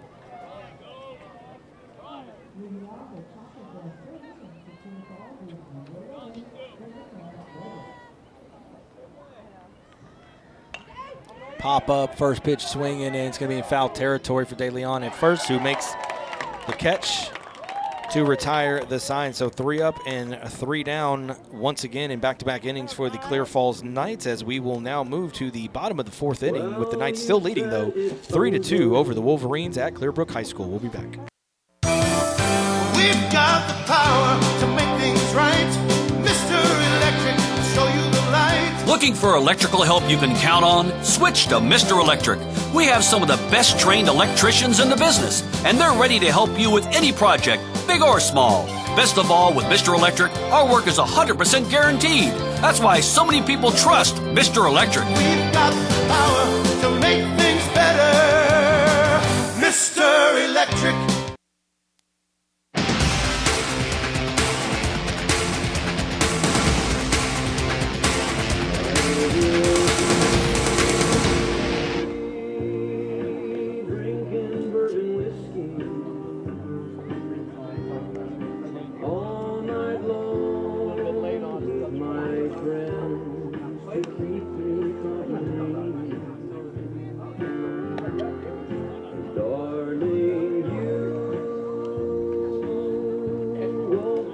All right, we're in the bottom of the 4th inning. 3-2 still your score, with the Knights leading the Wolverines at Clear Brook High School. As Frog had to get his gear on as he was the last out, so needed a few more minutes, and now he's going to catch a few more pitches from Kern just to be ready. Ryan Gentile here for the Legacy Sports Network. Make sure you find us on our social medias. We're on Facebook at the Legacy Sports Network, and we're on the X at Legacy Sports Net. And then we've had our person that helps archive these games be out of town over the weekend, and I haven't had a chance to send her the games from Tuesday, and I think it was from last Thursday as well too, so try to work on getting these games uploaded for her to pull so she can archive them. So if you want to let somebody know that maybe could not attend or listen to any of the broadcasts, we do archive the games. All right, so back to the top of the order for the Wolverines to kick off the bottom of the 4th inning. Ryan Benavidez, then Perdome, and then Spears. Pitch down in the dirt, scooped up by Frog. And so far for the 1 through 3 hitters, they have not gotten an official hit here tonight. They are 0 for 4, 2 hit by pitches, and 1 run scored, as this is popped up in foul territory. Peterson coming over at first. Wynn playing some tricks on him, but he kept his eye on it, and he catches it for the first out. So here comes Perdome. Now that here, Clear Brook Wolverines number 5, Gio Perdome. Struck out looking in his last at-bat. First at-bat, he was hit by a pitch while he was trying to bunt, and then later scored a run.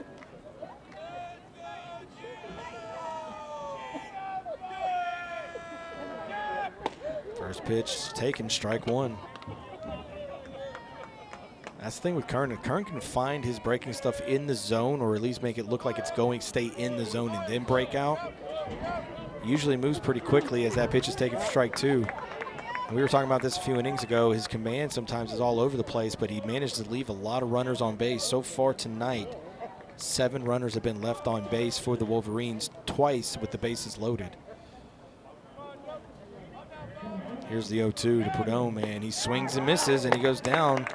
3 straight pitches for strike 3, and the 5th strikeout of the game for Cameron Kern. Looks like Kern has settled in just a bit and has found his command. And now London Spears has a ground out hit by pitch, left stranded at third.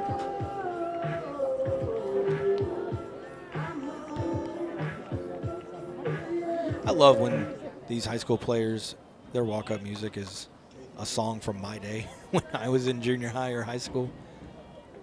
As the first pitch is, he's swinging, grounded right to Churka, who tried to backhand it, collected it, still able to make a throw though, but he's going to be safe as Spears' speed beat him out, and that's going to be another error on Churka. So another time where he went to backhand it.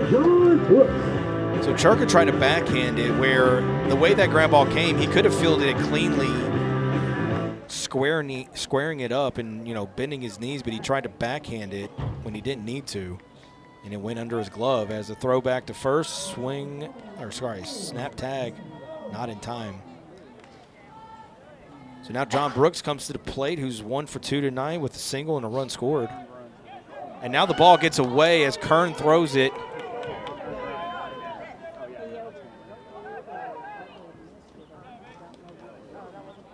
Now Spears took off running after the error by Kern, as he didn't throw that anywhere near where Peterson could at least make an attempt at it. Peterson just kind of was like, where's that ball going? And so it gets in. So now Spears, the tying run at second base with 2 outs here in the bottom of the 4th. For the cleanup hitter, John Brooks. And it comes in and hits him like right where the belt is on that, his hips. I mean, you just hear a thud. So as we mentioned, Clear Brook Wolverines, number 23, Amos Paredes. So Amos Paredes now, and Flores is going to come out and have a conversation, and I think they're going to have a pitching change here because he's coming out with the glove in his hand. So yeah, there's going to be some maneuvering that's about to go around here. So we will take a quick timeout, and we will let you know what the pitching changes look like and the defensive changes as well, with the Knights leading 3-2 over the Clear Brook Wolverines with 2 outs, but runners at first and second. The Wolverines looking to tie or even take the lead. We'll be back. Real cheese, real hot, real taste is what we've got. Real fresh, real fast. All those other pizzas are a thing of the past. Mr. Gatti's Pizza in Houston on Uvalde Road offers a wide selection on their daily fast feast, all-you-can-eat pizza, pasta, salad, and dessert buffet. Don't forget about the entertainment center for the kids. Games, games, and games. Open for lunch or dinner. Gotta get Gatti's. Mr. Gatti's Pizza, the best pizza in town. Honest.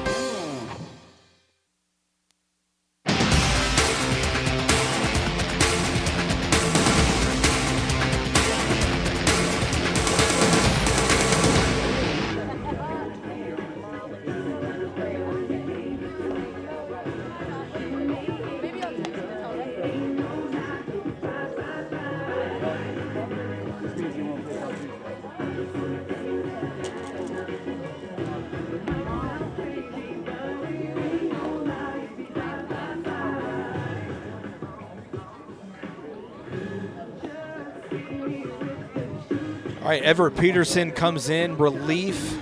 We saw him warming up earlier a few innings back, so he will go from first base to the pitcher's mound, and I believe it's going to be Cade Holyfield coming in to first base. So Cade Holyfield goes to first base, so he'll come in defensively. All right, so Peterson from first to the mound, and Kern will come out, and then Peterson will come in defensively to replace Peterson. And it's going to be Amos Paredes. Struck out looking his last at-bat, worked a walk in the first inning. But he, as we've been saying all game long, today, he had the big grand slam Tuesday night that gave the Wolverines a 6-3 lead and ultimately was the deciding factor in their 6-5 win.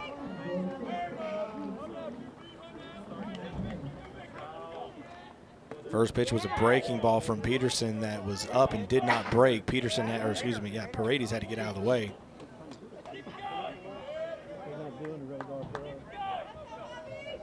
So 2 outs, runners at first and second. Up and in, and they're going to say it clipped him. And Paredes is frustrated as he slammed down the bat. He's looking back, so hit by a pitch. And once again, for 3. So for 3 out of 4 innings, the Wolverines have had the bases loaded. And so far, the first 2 times they've left the bases loaded to end the inning, only getting 1 run both times.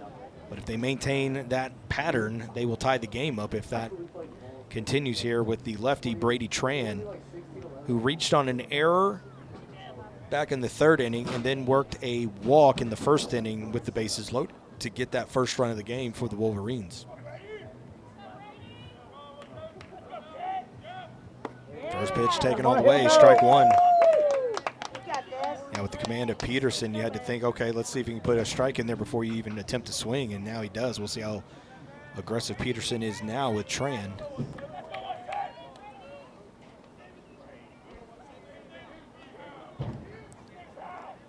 Peterson set, and that pitch is in. So just like Kern, Peterson does not work out of the windup with the bases loaded. He stays in the stretch.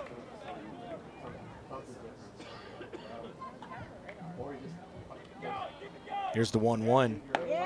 Catches his own, strike 2.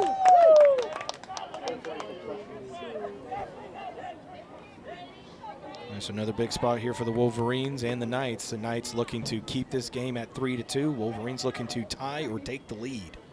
It's a 1-2 count to the lefty Tran with 2 outs, bases loaded. Here's the pitch. In the dirt, gets away from Frock. A run is going to score, so runners will advance. And we are tied up at 3.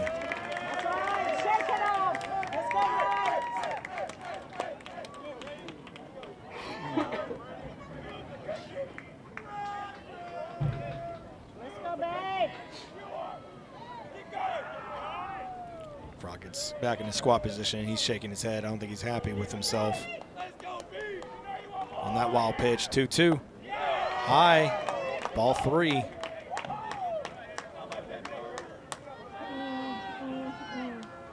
Jimmy DeLeon in the on-deck circle. If Tran gets on or walks, payoff pitch on the way with 2 outs. In the dirt, Frock had to squat down to kind of hockey style, save that ball from getting past him. And so now the base is loaded once again with the walk. And it's going to be Jimmy DeLeon, 1 for 2 tonight with an RBI single in his last at bat. Now that is Clear Brook Wolverines, number 24, Jimmy DeLeon. All right, so now the head coach of the Wolverines going out talking to the field umpire. Not really sure what about. I'm wondering if he's thinking.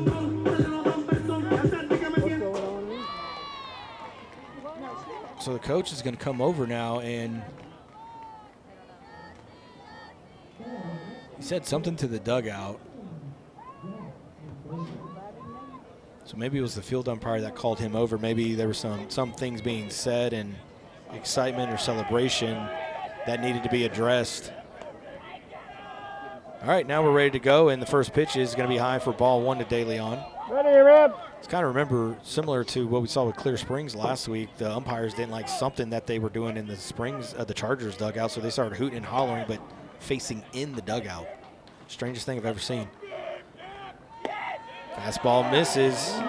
Umpire shaking his head, no, it's not a strike, as Frock held it for a while. Groans from the Knights faithful here that made the trip. I say trip, it's not that far. It's like 15, 20 minutes away. Here's a 2-0. That one catches his own for strike 1. And some inconsistencies from the home plate umpire, but from both sides. Groaning, but that's usually typical at a high school baseball game. 2-1 pitch. That one taken, strike 2. All right, so 2-2 count with 2 outs, bases loaded. We're tied up at 3 after the wild pitch. From the previous at bat. 2-2 swung on and missed, and he will go down on strikes. So DeLeon goes down on strikes to retire the side, and so once again bases bases loaded for the Wolverines, and they leave them stranded, but they managed to get the job done and get at least 1 run in and tie this game up at 3 apiece as we move to the top of the 5th inning. We'll be back. Hey, it's me, your cell phone. We need to talk about something serious. I know you love me, I know you like using me wherever you are, but I feel like this isn't working out when you're driving. I know you may think that it's possible to focus both on me and the road, but I just don't feel the same way. I think we should spend time away from each other when you're driving. It's for the best. Visit StopTextStopWrecks.org, a message brought to you by the National Highway Traffic Safety Administration, Project Yellow Light, and the Ad Council.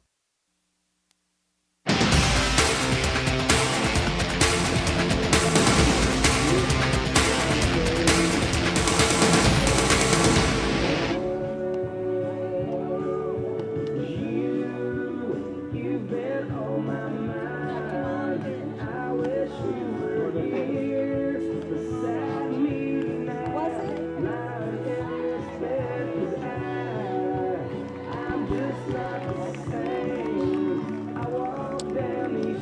Now batting number 23, Tony Circa. All right, top of the 5th inning. And Tony Churka is going to lead things off here for the Knights. He'll be followed by Narvaez and pitcher. Gracia remains on the mound as that pitch is down and in. So once again, Wolverines bases loaded, leave them stranded, but before that happened, they managed to get a run across the plate with no hits as that pitch is outside. Yeah, so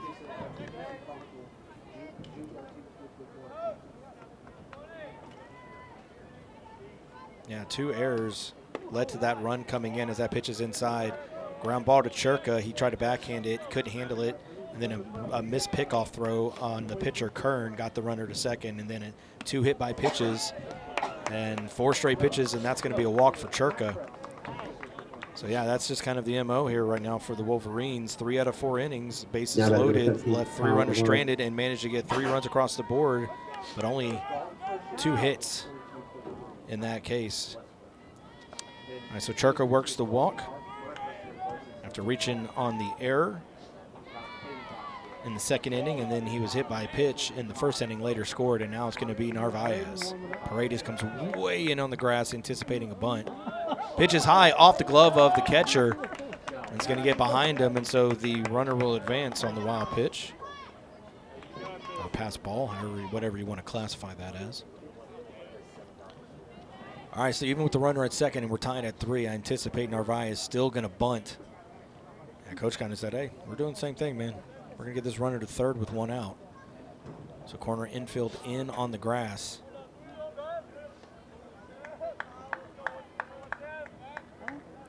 Pulls back, and it's going to be high, ball 2. So actually Paredes is staying in the dirt close to third base as De Leon comes in on the grass at first, anticipating the bunt going his way. So if it does, he might try to go to third. So if he can get a bunt down the third base line, that's going to force Paredes to break in. But he's so far back, he might get a hit out of it. Pulls back as it's down and in, 3-0, so it might not even matter. He might work a walk regardless, as Gracia's command is now a little bit of an issue as he's thrown 7 straight balls. 3-0 all the way, but taken. He did show bunt, but he pulled back quickly. It's 3-1.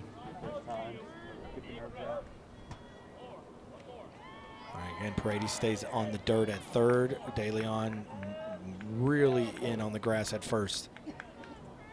Bunt high as he had to pull back and lean back to avoid getting hit, and so back-to-back walks with nobody out here to start the 5th inning for the Knights. Now batting number 22, Justin Pitcher. So pitcher is 0 for 2 tonight, but does have an RBI.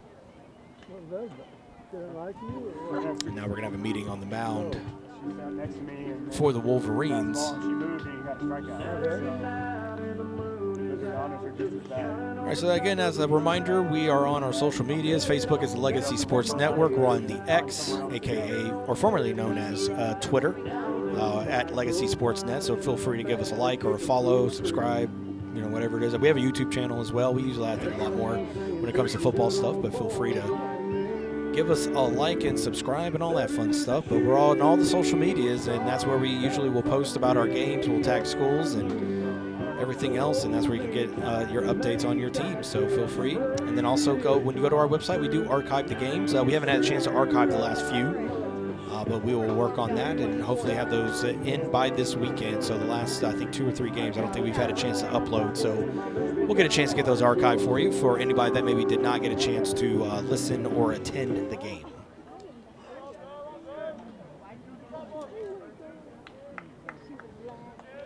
All right, Justin Pitcher. Runners at first and second. Paredes at third, stays at the dirt near third. First baseman De Leon in on the grass. And pitcher showing bunt immediately. Like he's not even waiting until the windup. He is just showing like, hey, I am bunting this ball.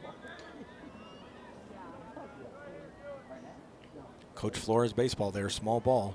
Get runners in scoring position, especially in a tie game. Perfect bunt down the third base line is going to force Paredes to come in. His throw to first just barely beat pitcher as he was trucking down the line trying to make that a single, but he puts down the sack bunt to advance the runners. Now batting number 27, Sean Burgess. So Burgess now 0 for 1 tonight with the walk. His last at bat, he got out in front of a pitch and popped it up high down the right field line. If he was able to square and barrel that, that probably would have been down the line for a double. Yeah.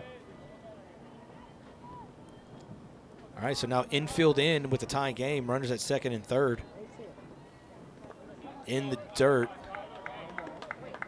Goes nowhere for ball one. Almost thrown away there. Oak Creek kind of was looking at the runner at third when he threw it back to Gracia, and he threw it a little high. And Gracia's not the tallest guy. He had to get up there. 0-1 right to the best. The first baseman, Dave Leon, as that ball was rocketed past him, and the run will come in. He even looked around like, how did that get past me? He just did not get the glove down quickly enough. And Burgess with the RBI single to give the Knights a 4-3 lead.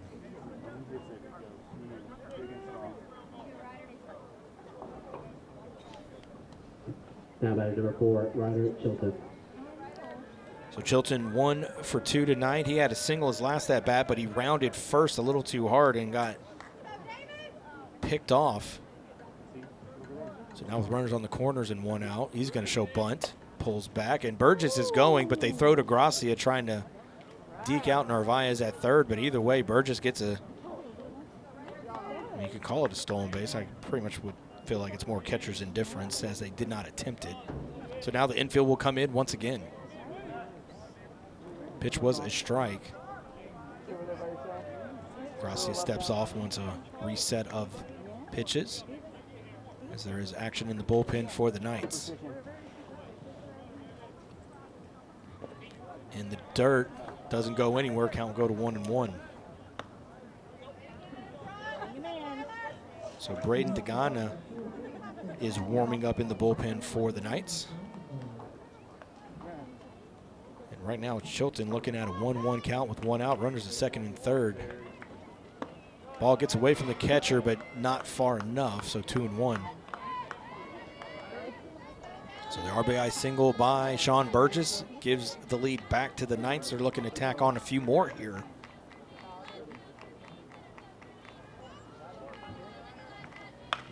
Foul down the third base line, and Flores had to get up. That boy, he wasn't trying to stop that one. He leaped above. He leaped over that ball. He had a little bit of a grin on his face, like, whew. That would have stayed fair, though. That definitely would have scored 2 runs. Here comes the 2-2. In the dirt, count will go full. So Oak Creek has done a good job with these pitches down in the dirt, keeping them in front. Or if they do get away, they're not getting too far away. They remain in the dirt around home plate. So 3-2 count with 1 out. Infield in, runners at second and third. Here comes the payoff pitch from Gracia. Ground ball, just foul. As Narvaez had to jump and get out of the way of that one. Paredes almost made a good play on it, even though it was going foul. All right, so we'll do it again. Nope.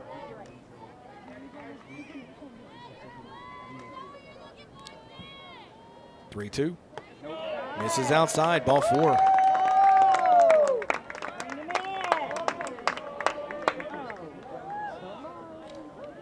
Number 9, Logan Guthrie. All right, so for the second time tonight, the Knights will have the bases loaded.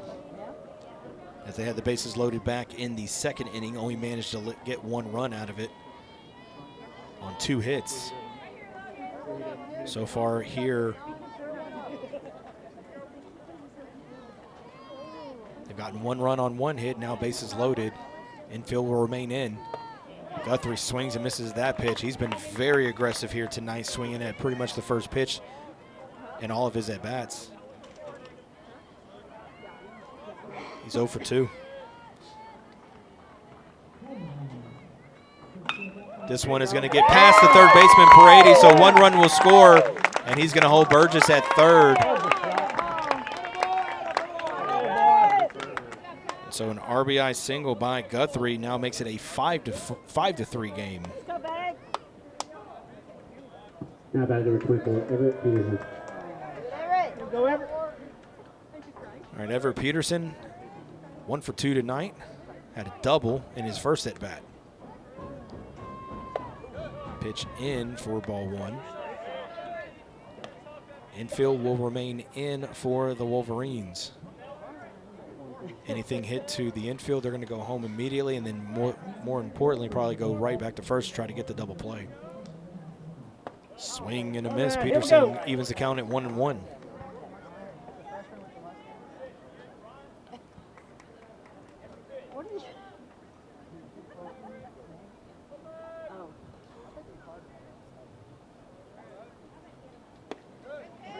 A 1-1 pitch, a slider that catches the outside part of the plate for strike 2. You can hear the moans and groans. This is one of the few, this is the only place we have, or actually no, I think it's this place in Dickinson where we can open the windows here and put our crowd mic like right here in front of the stands. Well, actually at Dickinson, it's not in the stands or to the side of the press box, but yeah, so we can open up the windows here and at Dickinson, but this is one of the only places where the fans are right near the mic. Sometimes you pick up some good conversations. It's a 1-2.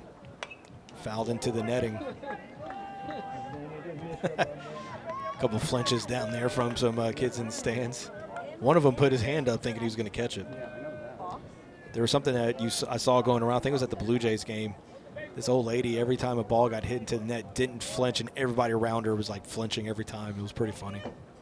If you're on socials, go find it. Here's the 1-2. Swing and a miss, and Peterson goes down on strikes. Second out of the inning.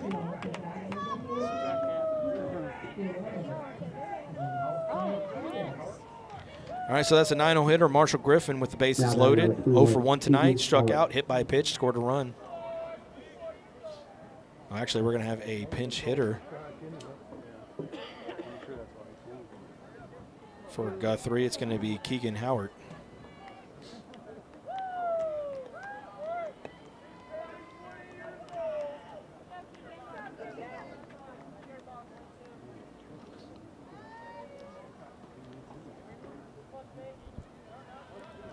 All right, so Keegan with an opportunity here with bases loaded, and he's going to swing at the first pitch and pop him up.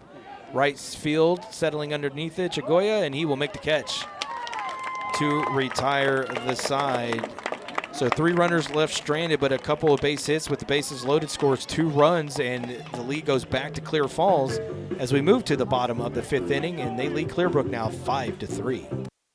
Buying or selling a home can be a bit overwhelming.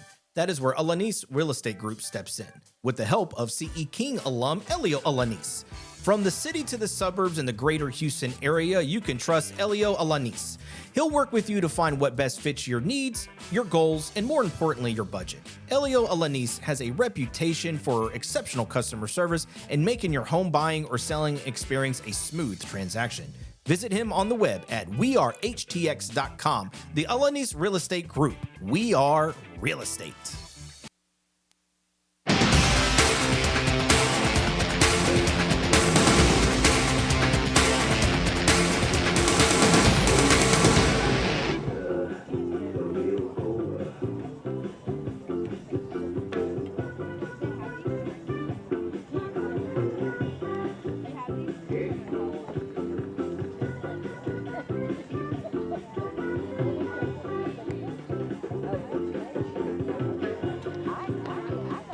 All right, bottom of the 5th inning. It is 5-3, the Knights over the Wolverines. Ryan Gentile here for the Legacy Sports Network.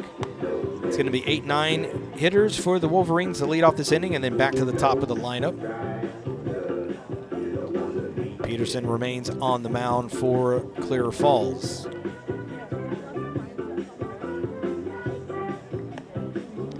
All right, we'll be back on the air Tuesday night at Dickinson. First pitch at 6 p.m.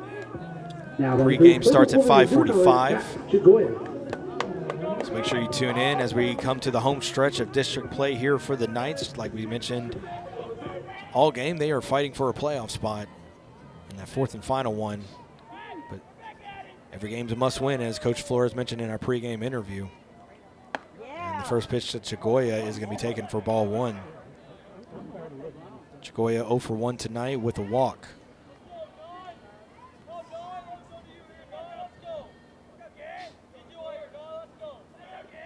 Swings and misses that pitch. It will even things up at 1 apiece.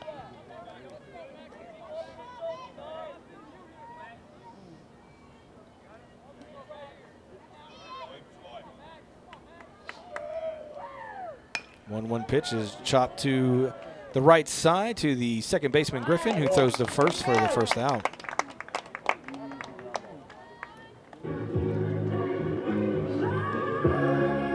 Now batting for Clear Brook Wolverines, Tyler Okrug. So Tyler Okrug, 0 for 1 tonight with a walk and a strikeout.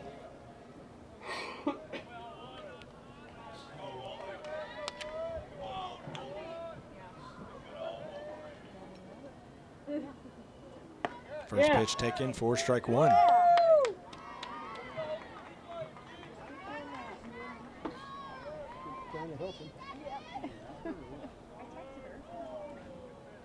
One pitch is going to be popped up to right field, and coming in and making the catch is going to be Guthrie for the second out.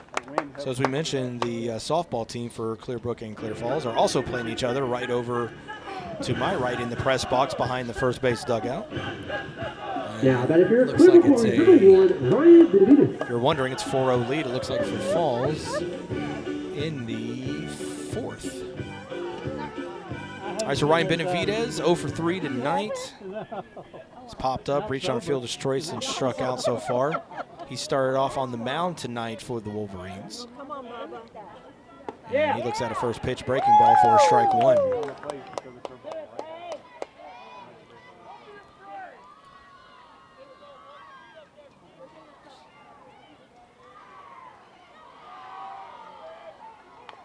Foul. Oh, just barely got it, and it stayed fair in play. Peterson comes charging in, but that was kind of like a swing and bunt there that just went into that Bermuda Triangle between the pitcher, catcher, and third baseman. And so Benavidez picks up his first hit of the game. Now that is your Clear Brook Wolverines, number 5, Gio Perdomo. All right, so Perdomo now 0 for 2 tonight. 2 strikeouts, was hit by a pitch, later scored a run in that first inning.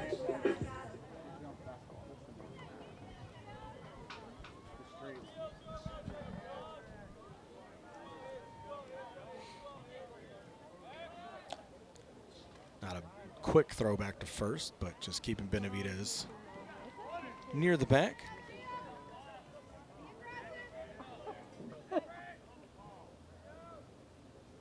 Runner going, swing and a miss, throw to, whoa! Frock yanked the throw, but luckily Churka saw it and got over to where he would normally play in double play depth. So Benavidez with the stolen base and now is in scoring position with 2 out. You don't see that often from Frock. Usually, man, he's gunning out runners easily, but for whatever reason, he just held onto that ball too long and yanked it. Breaking pitch that started in on Perdomo and then broke in across the plate for strike 2. Yeah, Frock almost threw that thing into the outfield. If he does, Benavidez probably going to score.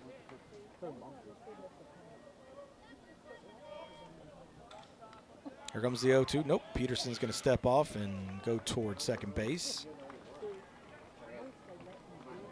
So 5-3 lead here for the Knights here in the bottom of the 5th inning. Clear Brook now with a runner in scoring position to try to cut down this deficit.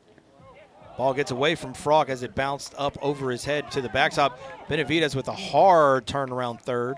Almost lost his footing, it looked like, but managed to keep it and go nowhere. And so now Benavidez stands at third base.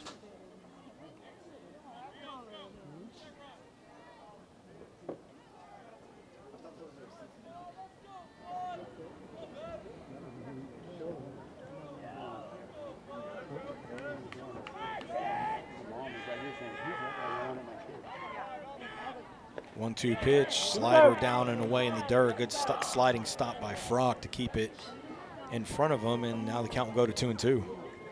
Here we go. So there's a little bit of a dirt where in the grassy area where third, like if you're standing on third, where you normally would go, and I think that's where Benavidez kind of lost his footing a bit. 2-2. Another swinging, but no, we're going to foul off his foot. That was another swinging bunt like we just saw with Benavidez, because it started going in that little Bermuda Triangle we talked about.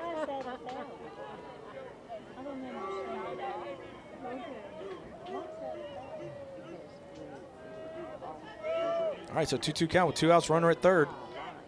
Breaking pitch, ooh, missed inside. You just called it.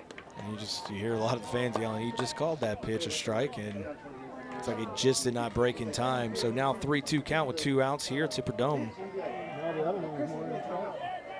Payoff pitch. Fastball high, misses outside. Missed the top of the zone. Here we go. So now tying run on base, and now bring up London Spears. Now batting for your Clear Brook Wolverines, number 8, London Spears.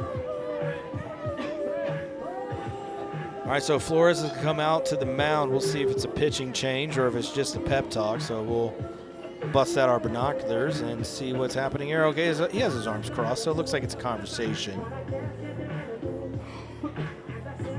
More than anything else here between these two guys. So yeah, he's going to talk about defensively what he wants them to do, kind of go over some things. All right, so runners on the corners with 2 outs. Tying run stands at first base for the Wolverines, and it's going to be London Spears, who is 0 for 2 tonight, reached on an error, was hit by a pitch and grounded out. When he reached on an error, he was then advanced to second base on a pickoff attempt that got away, and then he ended up on third because of a hit by pitch, or back-to-back hit by pitches. And then a wild pitch brought him home last inning. That tied the game up. So this has kind of been the MO of the Knights all season long. Kind of Jekyll and Hyde shooting themselves in the foot. So far they got the first 2 outs easily, and then it's a single, stolen base, a wild pitch, puts a runner at third, and now a walk. And so far, for the 3 runs tonight for the Wolverines, only one of them scored because they got on base by a hit. As that pitch is going to miss for ball 1. The other 2 runs came on. The other 2 runs scored because of an error and hit by pitch to those batters that later scored. So it's kind of been the MO all season for the Knights. 1-0 pitch is in for strike 1. Spears kind of had to bring his shoulder. He brought his elbow in a bit, thought that pitch was a little in, thought it was going to hit him. But it caught the zone, so it's a 1-1 count.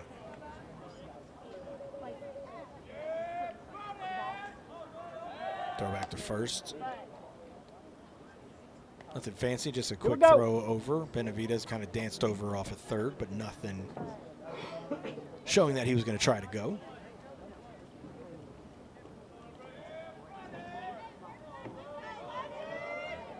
Now Peterson's going to step off the mound.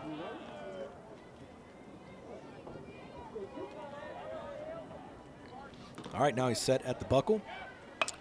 Popped him up, left field.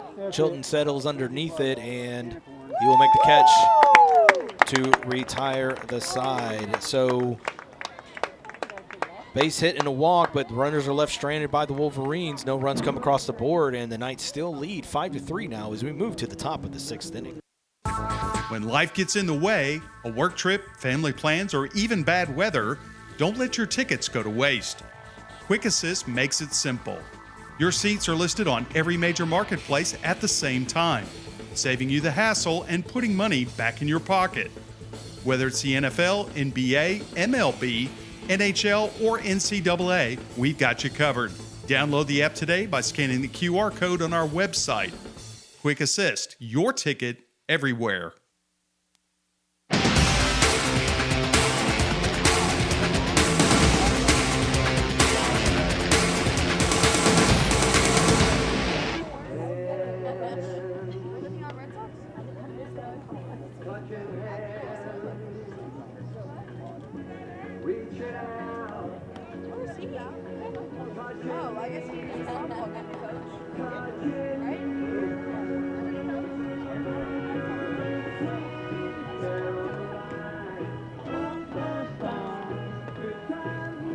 All right, here we are in the top of the 6th inning. As Sweet Caroline plays through the speakers, and you hear some of the fans singing along. A staple in Boston for the Red Sox. Now batting to ball 1, Aubrey Brock. All right, so we're back to the top of the lineup here in the 6th inning. Aubrey Frock going to lead things off with a 5-3 lead. Frock is 0 for 3 tonight. It's popped up, ground out, reached on a fielder's choice.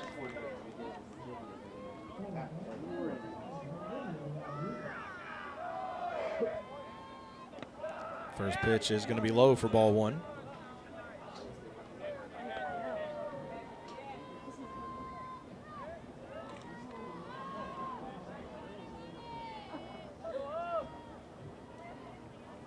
The 1-1 is going to be high, or sorry, the 1-0 is going to be high. Now make it 2-0. Yeah, I'll do that. 2-0 pitch is going to miss. Oh no, he framed it where he caught the zone. Looked like he caught the zone, so never mind. So 2-1. The way Okerix framed the pitch, I thought it might have been a little bit more outside, but it caught the zone. Here's the 2-1. Shot over the glove of Paredes at third, and Frock gets his first hit of the ball game. And we have spies. All right, so Churka now comes to the plate. All right, so Tony Churka now is 0 for, take that back. Yeah, he's 0 for 2 tonight, or 0 for 1. Reached on an air, he's been hit by a pitch and a walk. Now he's showing bunt. And he bunts it right down the first base line. Will it stay fair? It does, as Gracia snags it and tags him, so the sack bunt gets Frock to second base. So Narvaez now will come to the plate. He's 2 for 2 tonight, 2 singles. One of them has led to an RBI, scored twice, and has a walk.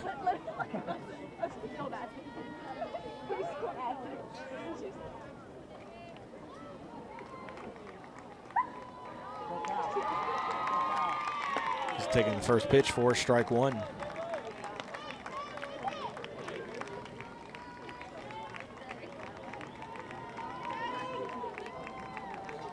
So just like Clear Brook, the 5 runs for the Knights here tonight, and we'll get to that here after this pitch. Inside misses, 1-1. So out of the 5 runs so far here tonight, the runners who eventually scored, only one of them got a base hit. So 1 base hit led to a run. The others were hit by pitch and 2 hit by pitches and 2 walks.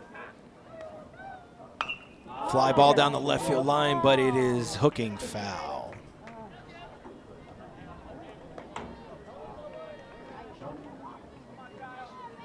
One-two count now here to Narvaez. Narvaez, Churka, and pitcher lead the team in RBIs. They're the top 3 RBI guys.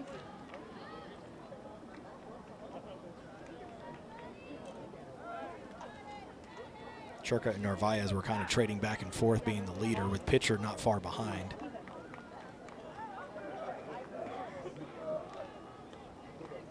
So Narvaez looking to add another RBI to his stat line here tonight, as he already has 1. Looking at a 1-2 count. Popped it up, foul toward the softball field in the netting over there. So count will remain at 1-2. With the runner at second and 1 out.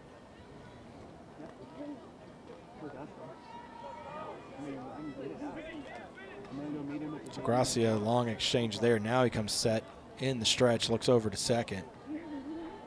And a fly ball to right field, and Chagoya reaching up and makes the tag. Frock faked like he was going to tag. Throw in might have gotten him if he wasn't paying attention.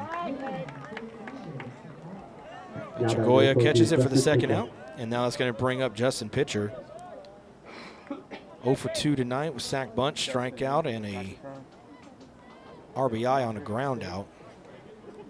What do you got? Wow. Yeah. I don't have it yet. I'm gonna get it from. So as we mentioned, it's pitcher Narvaez and Churka, the 2, 3, 4 guys, all leading the team with RBIs in the RBI total. As the leader, they've been kind of going back and forth most of the season.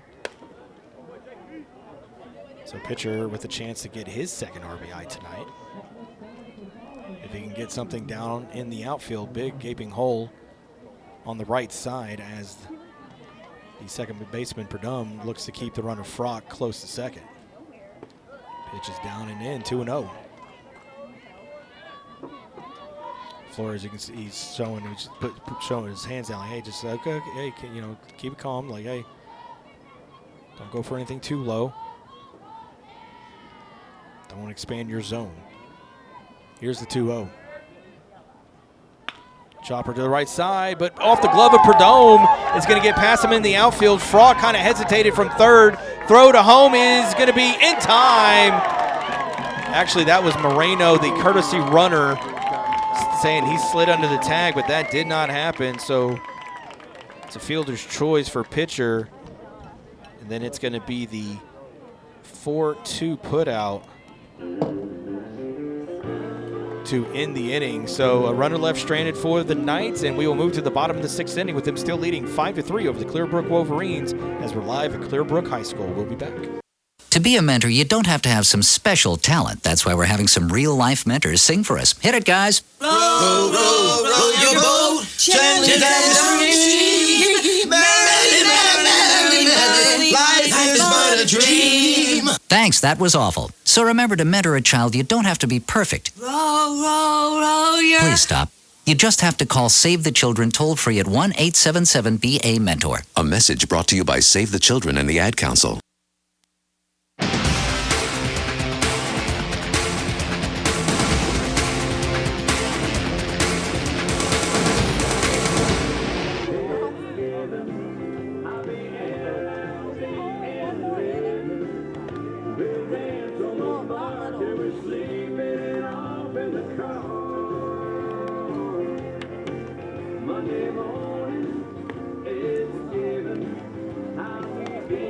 Bottom of the 6th inning, 5-3. Clear Falls still leads over Clear Brook. Ryan Gentile here for the Legacy Sports Network. Thank you for tuning in on this Thursday evening. It's going to be the heart of the order for the Wolverines batting. 4, 5, and 6 hitters. It's going to be Brooks, Paredes, and Tran.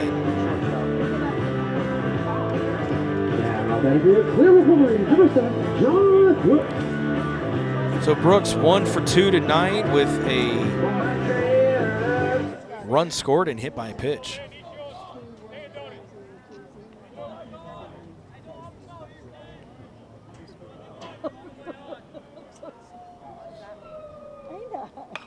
First pitch swing and popped him up. Coming in, left fielder Chilton calls off Churka from short to make the first out. So the Wolverines in every inning has left a runner stranded, and only in the 2nd inning was it only 1 runner. Every other inning was 3. All the other innings were 3, except for the 5th inning they left 2 stranded.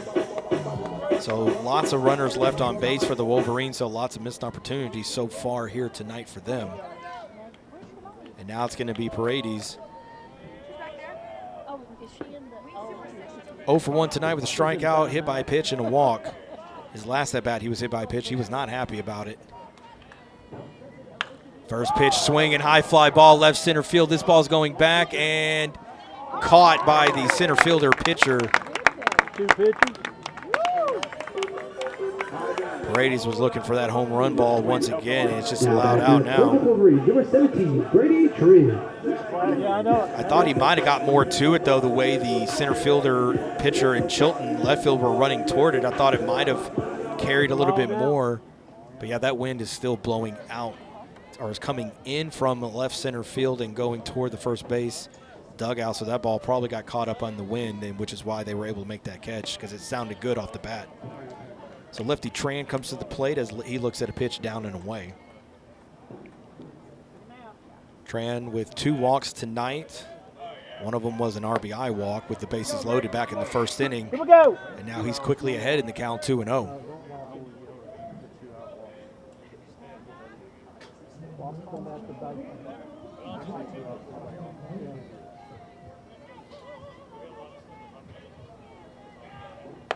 Pitch is high, 3-0. Right here. So after getting 2 outs on 2 pitches now, he's thrown 3 straight balls. Is Everett Peterson, who came in relief for Cameron Kern. Down and away. So Tran on base for the 4th time tonight. 3 walks. The 4th one he reached on an error. Now batting here, Clear Brook Wolverines, number 24, Jimmy Pagnotti. Coach Flores is going to come out and have a conversation with his pitcher, Peterson. Oops.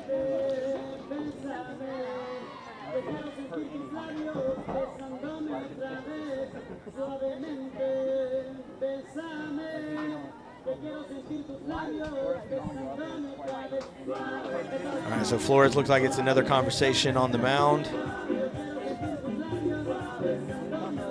Trying to fire them up, I guess, or he's talking to Peterson. I think it's something along the lines of like, hey man, like you need to own this spot, man, and find the zone. You were able to do it last time, so find that strike zone. Looked like he had a little something to say to the home plate umpire. I don't think he seemed a little animated saying something. And again, we've been covering Coach Flores for this will be our 6th year. The first 5 years we're right here at this school at Clear Brook, and we've said it all season long. Coach Flores is not afraid to voice his opinion toward the umpires.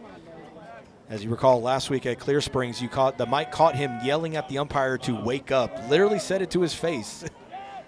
Wasn't something he yelled from the dugout, as that pitch is taken for strike 1 to De Leon, who's now at the plate. He's 1 for 3 with an RBI single. We've said it all season long as a throwback to first. Coach Flores will definitely get animated, but here's the thing. Even if he doesn't like the call, but you explain it in a way that he goes, okay, he'll let it go. I mean, even if he doesn't like it. But if you give him an explanation he doesn't like, as that slider is down in the dirt, good stop by Frock. His demeanor will say everything. We've seen him get heated a number of times right here on this field. And I think he was saying a lot on the mound, but I think he was kind of saying something to the home plate umpire, and then he comes to the mound, and he looked at him and he said something, and that pitch misses for ball. Looking to see.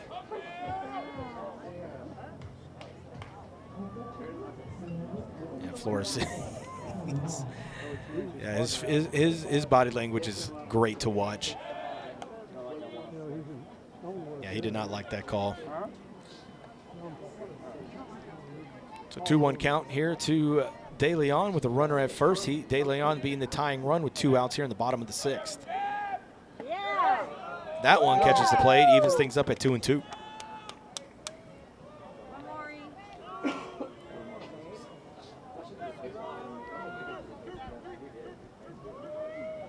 Two pitch, swung on and miss. Oh, thought it might have been a foul tip, but no, it got away from Frock, and he's going to throw to first. Not in time. The throw was low to Holyfield as he had to kind of bend down and get it. All right, so De Leon will strike out but reach first base on the error. Now batting number 9, Max Chagoya.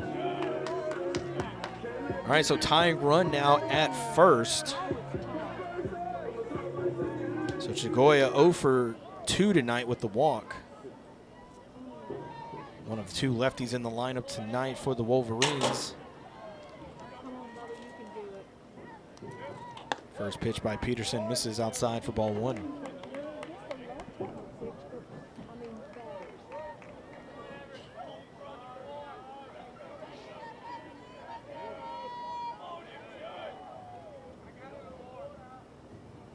Shot up the middle, and that's going to get in. Pitcher comes in. They're going to send the runner home. No, they stop him as the throw from pitcher gets in. It wasn't a clean throw, but it got into the Frock in time. And first hit of the game for Chagoya, and for the 4th time tonight, the Wolverines have the bases loaded.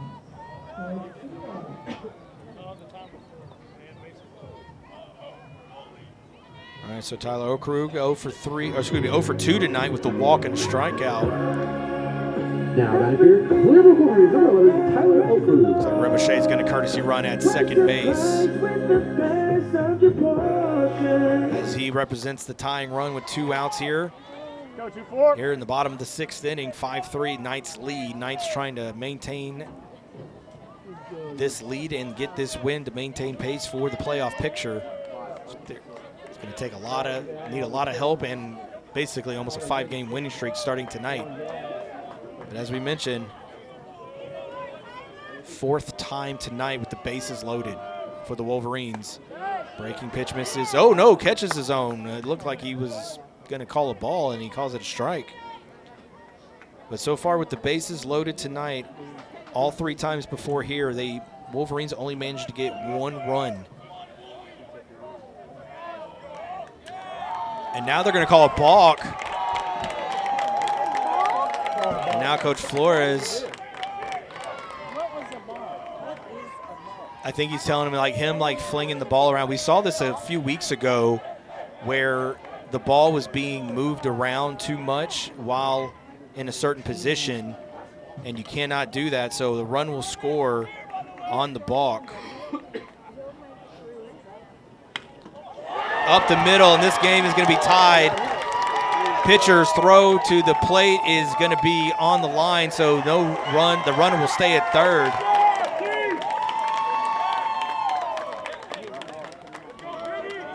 And Okrug with the RBI single to tie this game back up again.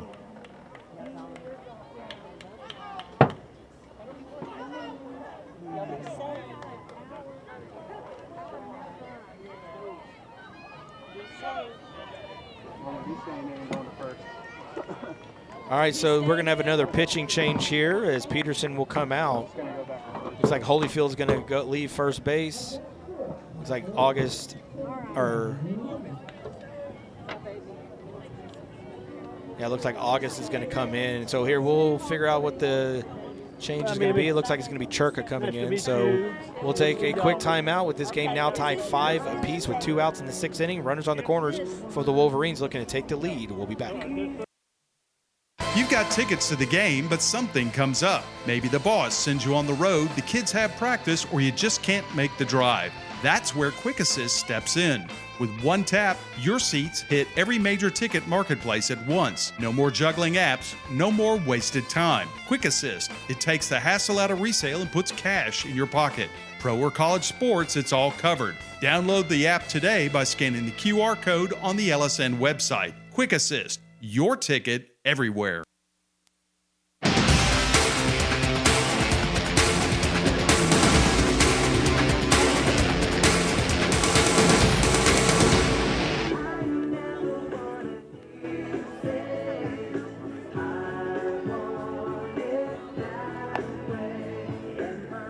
All right, so Tony Churka is going to come in relief for Peterson with runners on the corners tied at 5 apiece and 2 outs. So Holyfield, who was playing defensively at first base, will come out. Peterson will move back to first base. Griffin will move from second to shortstop, and then Miles August will come in and play second base. So Churka has been the kind of the closer for Coach Flores this season. Doesn't give up a lot of hits.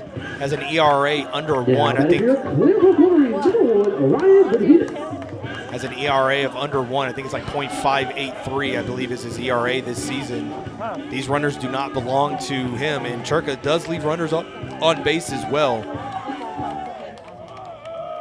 But we are tied up at 5 here in the bottom of the 6th inning.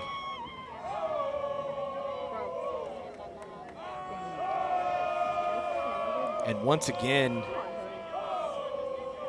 the 2 runs that came in, the hitters that scored, one scored because of a walk, and then the other one because of an error.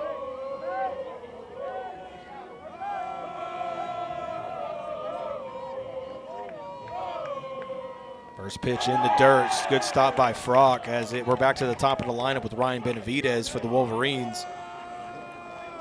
He's 1 for 4 tonight with a single and a stolen base. So big at bat here for the senior. As he foul tips that into the netting, 1-1.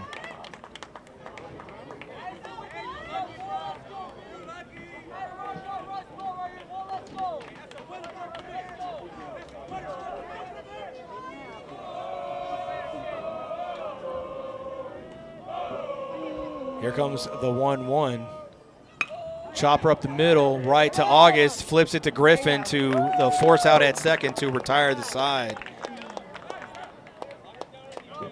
But 2 hits, a walk, a strikeout, but runner got on base anyways, and the runners come home, and we are tied up at 5 now, going into the top of the 7th inning between Clear Brook and Clear Falls. Don't go anywhere. Forming, rolling, punching, cutting, welding. If you know what I'm talking about, you know it's the Walk-Up Company. The Walk-Up Company has become the leading metal fabricator in the Houston area because we can offer you something few others can match. Extensive fabrication experience, a highly seasoned and skilled workforce, high-tech equipment, and the stability you want in tough economic times. Family owned and operated for years, so you know we'll be here for the long run. And our commitment to quality work and customer satisfaction makes the Walk-Up Company the right choice for you. Visit us at walkupco.com. That's walkupco.com. The Walk-Up Company. Your imagination, our fabrication.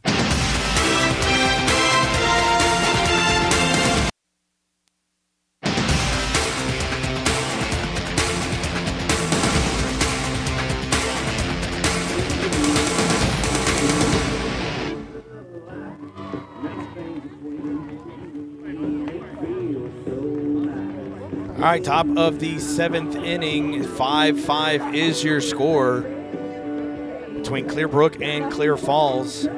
Homecoming here for Coach Flores after coaching here for 19 years. Clear Falls losing the game on Tuesday night in a heartbreaker, 6-5. And they've had the lead twice here tonight and just could not hang on to it.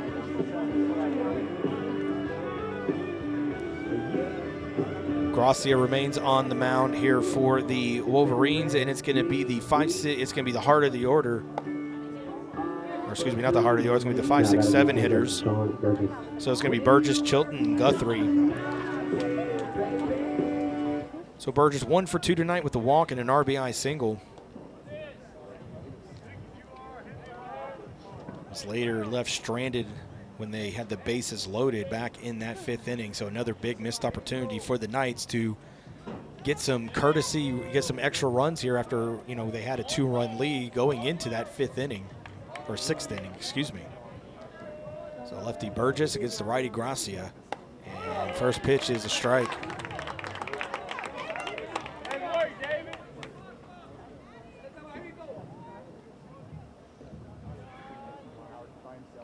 Pitch is going to miss outside, even things up.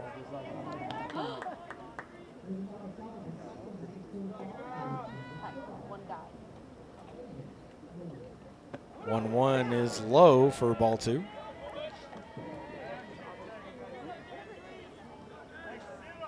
Clear Falls needing a win to maintain pace in the district hunt, or excuse me, for the playoff hunt in district. Top 4 teams make it. 2-1 pitch. Swung and missed. I think he fouled it off his thigh or foot or leg or something. He kind of came up grimacing. It did Burgess. So Deer Park sits in that 4th and final playoff spot at 5-4. Clear Lake right behind them at 4-5, and then Brazos Wood and Falls at swing and a miss. Burgess goes down on strikes. Now that is number 4, the rider Chilton. All right, so rider Chilton. 1 for 2 tonight, single and a strikeout and a walk. They're home team, so they get to bat last. First pitch taken for ball 1. That was yeah. Right down the middle.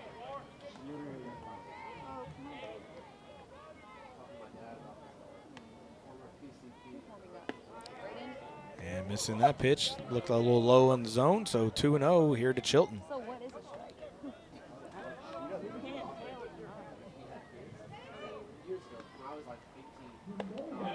Pitch misses in, 3-0. That's crazy. These are all pitches that he's called early. Huh? Yeah. He's out at this point. No. All right, here comes the 3-0 from Gracia, and that's going to be outside, so 4 straight pitches, and Chilton walks. And now bring up Logan Guthrie. Now batting number 9, Logan Guthrie. 1 for 3 tonight with the RBI. Single back in the 5th inning. And now Head coach of the Wolverines is going to come out and have a conversation with Gracia. They had some action down in the bullpen, and it looks like maybe they could be making a pitching change, but they haven't signaled anything just yet. So we'll keep it right here until he does make that decision, but he hasn't called for him yet, but they are looking. Let's see who is warming up for the Wolverines. And nope, they will not make a pitching change right now, but warming up in the bullpen is going to be Aiden Gracia. So you have David Gracia on the mound and probably his, I'm assuming his brother, Aiden, in the bullpen. What are you telling him, Dad? But Aiden will remain on, or sorry, Gracia will remain on the mound, and now it's going to be Guthrie, who's been very aggressive here tonight, swinging at first pitches. No change there as he swings and misses at that pitch for strike one. Guthrie is not afraid, has that Jose Altuve treatment where he's going to be very aggressive swinging at some first pitches.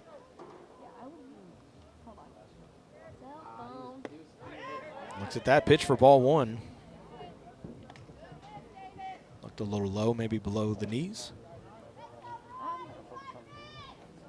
Now he's showing bunt immediately. Nobody moves in the infield for the Wolverines. Throw back to first, not in time.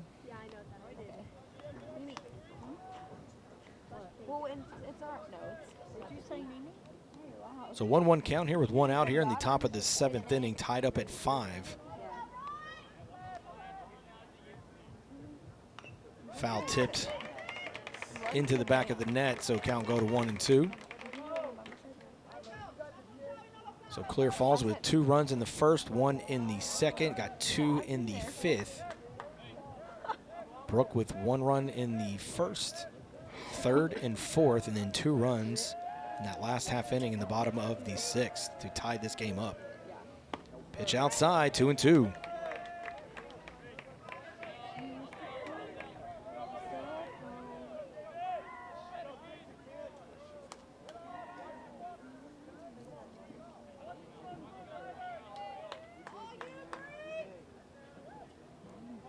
All right, Gracia set in the stretch, and the pitch was high.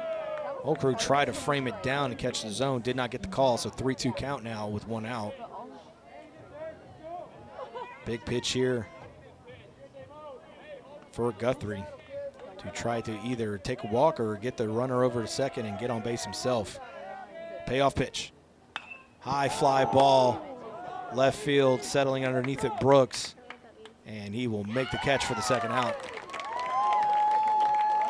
And now it's 2 outs at the top of the 7th. All right, so Everett Peterson. Now batting, number 24, Everett Peterson. He's 1 for 3 tonight with a double and a strikeout. Like straight, like up. His double was a hit to left field. A double here could score a run, but with 2 outs. Ooh, he swings and misses as he's out in front of the off-speed pitch. He was thinking fastball, and that is not what Gracia threw.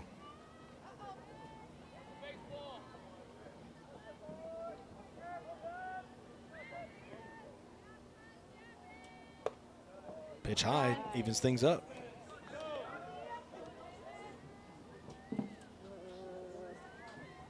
So Knights looking to avoid back-to-back sweeps as they lost last week, both games to the Chargers, and then losing Tuesday night here to these Wolverines. Pitch inside, 1-2. Breaking ball that started, kind of flinched. Peterson thought it might hit him, and then it broke at the last minute across the zone.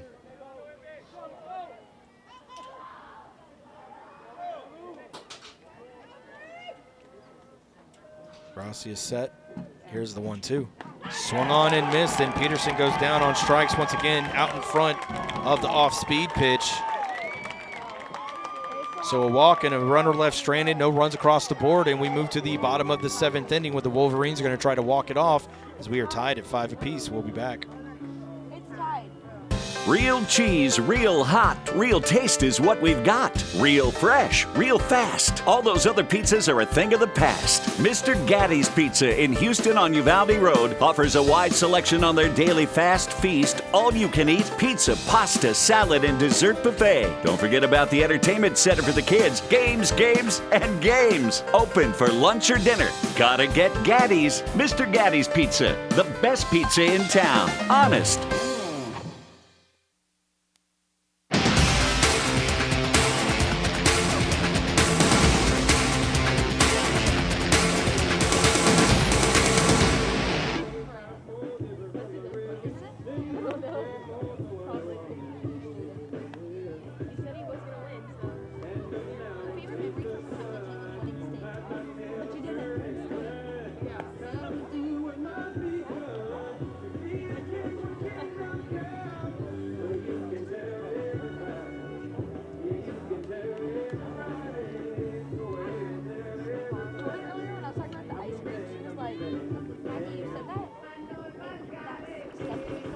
All right, here we go. Bottom of the seventh inning.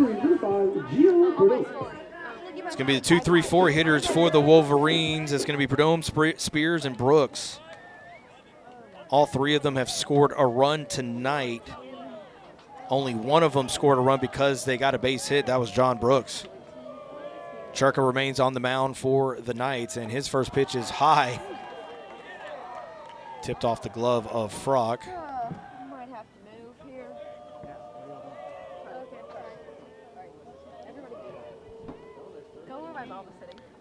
1-0 pitch is going to be taken for strike one.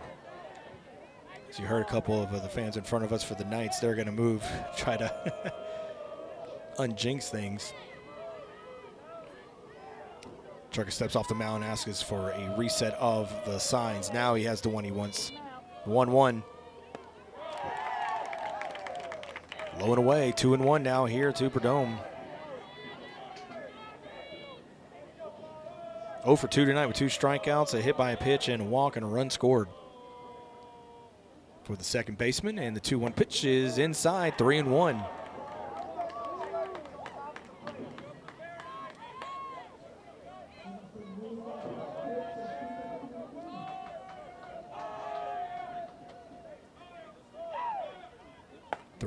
Catches his own, strike two.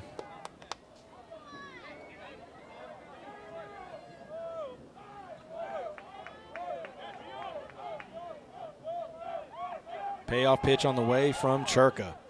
Swing and a miss, and Prudhomme goes down on strikes, third time tonight.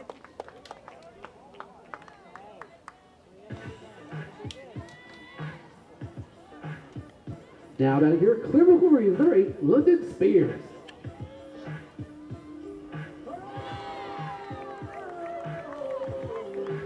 All right, so Spears 0 for 3 tonight, hit by a pitch, reached on an error, has popped up and grounded out. Did score because of the error. Swing and a miss as he was behind on the fastball from Churka.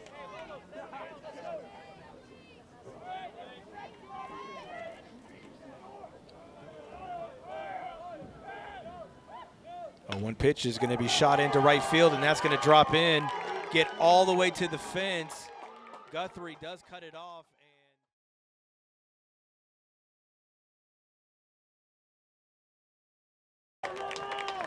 As he puts his hands in the air as his helmet came flying off as he was rounding first base.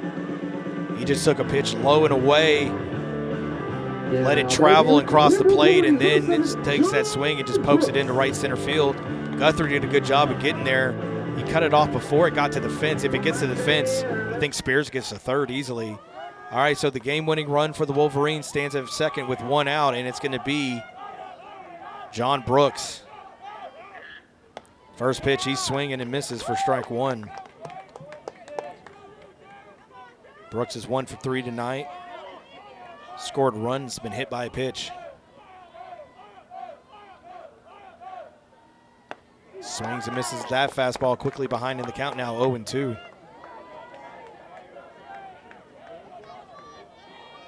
Paredes in the on-deck circle.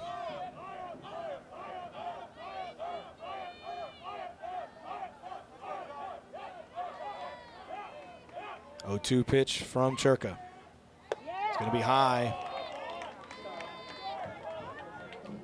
So Spears dancing a lot off of first base, really trying to distract Churka as Churka looks back at him when he comes set in the stretch.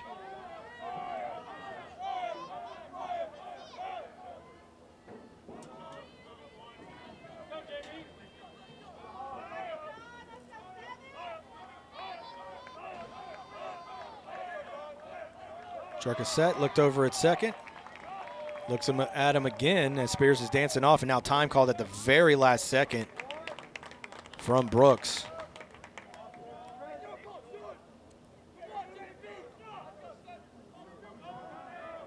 So the cat and mouse game begins here as the Knights are trying to avoid a sweep. Popped him up at behind us, or off the netting, so count will stay at 1-2. So as we mentioned, Knights looking to avoid back-to-back sweeps. They lost both games to the Chargers last week, lost Tuesday here to these Wolverines. Here's the 1-2 from Churka. It's going to be high, 2-2.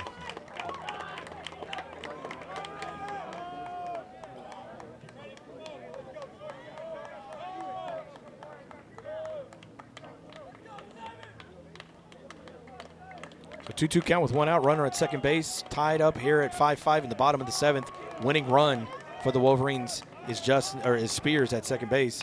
Popped up and out of play. Right toward us and behind us over here in the press box.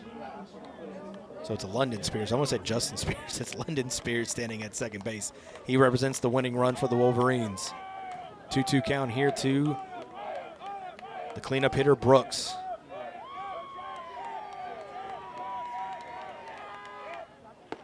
Strike three, got him looking in the zone. Got him with a little bit of off speed there. Thought it was breaking out, and it did not. Caught the zone. All right, so this brings up Paredes. Now, batting here, Clear Brook Wolverines, number 23, Amos Paredes. 0 for 2 tonight with a walk and a hit by pitch and a strikeout. As we mentioned, he was the hero, and they're going to intentionally walk him. No surprise there after he hit the grand slam in the second inning in Tuesday night's ball game. Now, batting here, Clear Brook Wolverines, number 17, Brady Tran. All right, so that's going to bring up the lefty, Brady Tran. He's been on base 4 times. Every at-bat he's been on base. Only one time he reached was because of an error. The other 3 are because of walks. In the first inning, he had a walk with the bases loaded that got him an RBI, and then he had a walk back in the 6th inning, and then he later scored on a balk. So meeting on the mound between the infield, no Coach Flores, just the players. All right, so Brady Tran with the chance to walk it off against his old coach. Here in the bottom of the 7th inning, tied at 5, 2 outs. Runner at second is the winning run, the only run that matters. After the intentional walk to Paredes, he stands at first. First pitch swinging behind on the fastball, 0-1.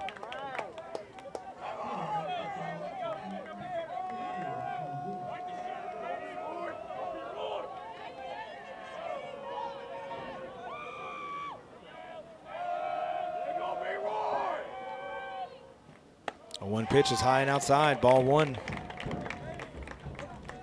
So Churka, as we mentioned, hitters hitting like 0.83 against them. His ERA is under 1 this season. He has 4 saves. Doesn't give up a lot. He doesn't give up any hits, no walks, but he's looking at some trouble here. Throw back to second. Oh, almost in time, but couldn't stay in the glove of Griffin. I think Spears probably still would have been safe even if Griffin hangs on to that ball, but it definitely would have been a close call.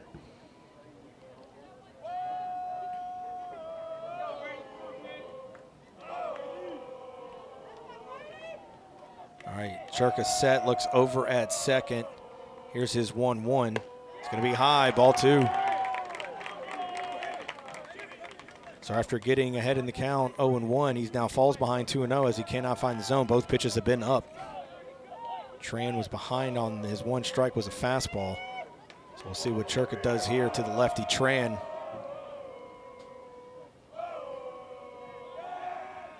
Churka's going to step off and look back to second as Spears goes sliding in.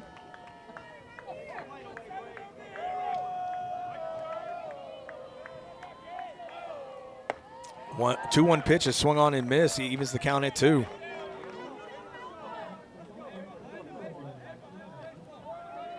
All right, here we go. 2-2 count with 2 outs. Bottom of the 7th inning, tied at 5. 2 runners on at first and second. The second is the winning run for the home team, Clear Brook Wolverines. Churka on the mound, looking to send it to extras. Here's the pitch. Swung on and missed, and Tran goes down on strikes. 3 strikeouts for Churka after a double and an intentional walk. And we are going into extras, tied at 5 between Clear Brook and Clear Falls. We'll be right back. Hey, it's me, your cell phone. We need to talk about something. Something serious. I know you love me. I know you like using me wherever you are, but I feel like this isn't working out when you're driving. I know you may think that it's possible to focus both on me and the road, but I just don't feel the same way. I think we should spend time away from each other when you're driving. It's for the best. Visit StopTextStopWrecks.org, a message brought to you by the National Highway Traffic Safety Administration, Project Yellow Light, and the Ad Council.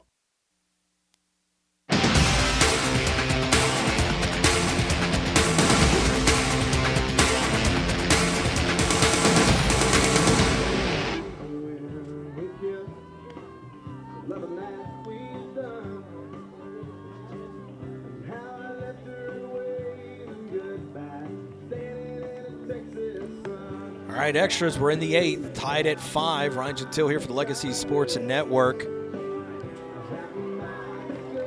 It will be the 9-hole hitter and then back to the top of the lineup for the Knights. For the Clear Brook Wolverines, if they do not win this game, they're going to look back and go, what could have been? They've left 16 runners stranded in this game. So Griffin going to lead things off, and then we'll be back to the top of the lineup with Frock and Churka. Howard came in and pinched hit for Griffin back in the 5th. Griffin is 0 for 1 tonight, hit by a pitch and a strikeout. Did score a run in that 2nd inning when he was hit by the pitch.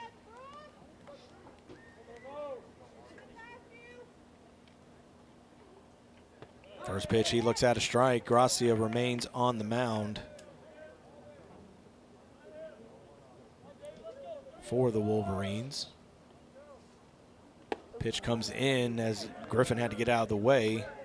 It's going to even things up at 1-1. So it's David Gracia on the mound. You got Aiden in the bullpen warming up at the moment.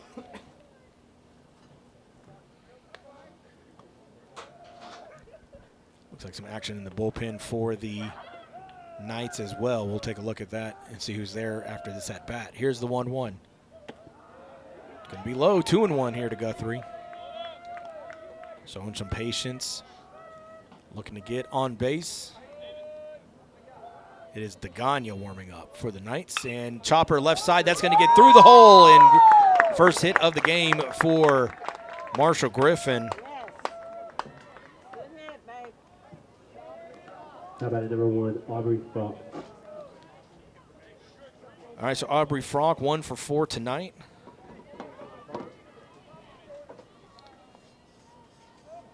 Given a tie ball game, and probably going to see a bunt here from Frock. Would not surprise me with it being a tie game here in extras.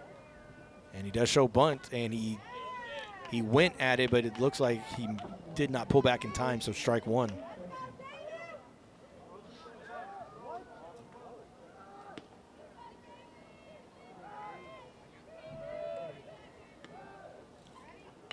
Now he bunts it right down the first base line. Gracia will snag it and throw it to first as Frock just kind of stopped. Almost reminiscent of a play back in Pittsburgh a few years ago. I think it was the Cubs and Pirates where the ball was hit to the first baseman and he didn't go to the bag. He went all the way back to home and then the run scored. I mean, it was a crazy play. I was like, are we about to see this? So go-ahead run sits at second for the Knights. And that pitch misses inside to Churka.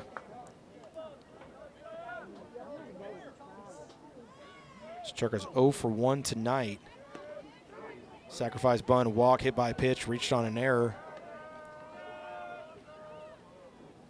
And that pitch comes in, 1-1.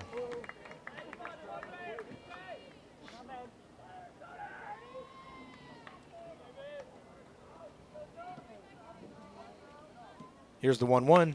Fly ball to center field, and making the catch is Spears, as he kind of misread it at first. He started charging in, and then he had to plant those feet and stop, and then maybe take a few steps back, but made the catch for the second out. All right, so that's going to be Kyle Narvaez to the plate. 2 for 3 tonight with 2 singles, 1 on RBI, 2 runs scored, and a walk.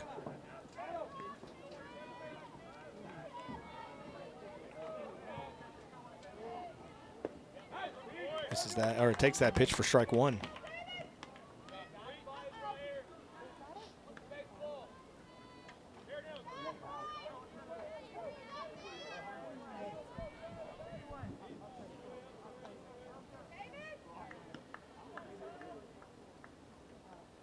High fly ball down the left field line. Is this going to stay fair? And it's in foul territory, but it's caught by the left fielder, Brooks, who just kept with it as it started tailing toward that fence line, and he makes the catch to retire the side.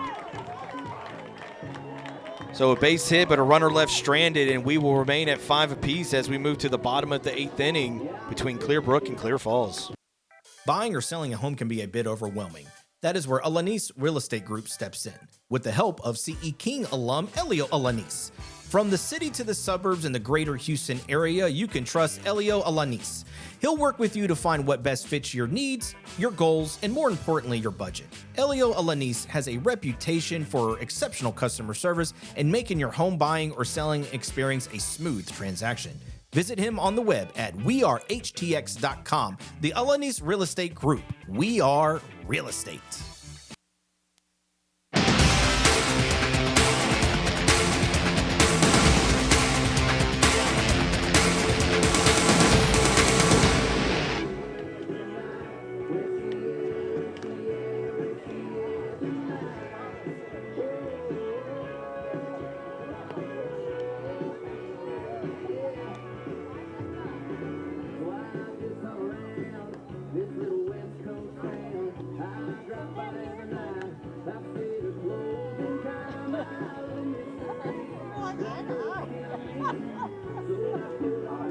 All right, bottom of the 8th inning as we are in extras, tied at 5 apiece between Clear Falls and Clear Brook, live at Clear Brook High School. So De Leon now going to lead things off, so it's going to be the bottom of the order, 7, 8, 9 hitters. De Leon, Jagoya, and Oldkrug. De Leon here is 1 for 4 tonight, RBI single and 2 strikeouts. His second strikeout he reached because the ball got away from Frock. First pitch swinging into the net for strike 1. He later scored, which ended up being the deciding tying run.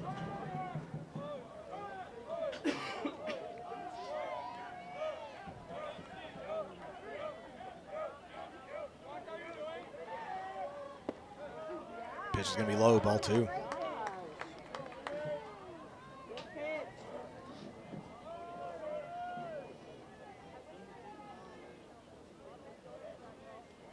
Time was called as De Leon had to re-tighten the protective guard over his left shin and foot, or ankle. Pitch is high, now 3-1.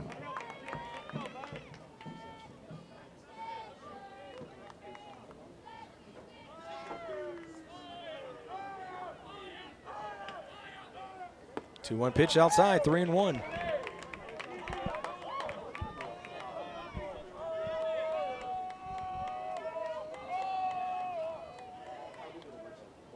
Fouled off into the netting. Now count goes full.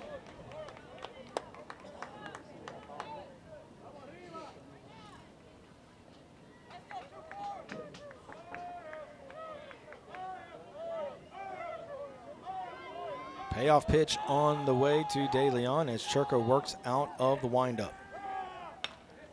Down the first base line, but right into the glove of Peterson.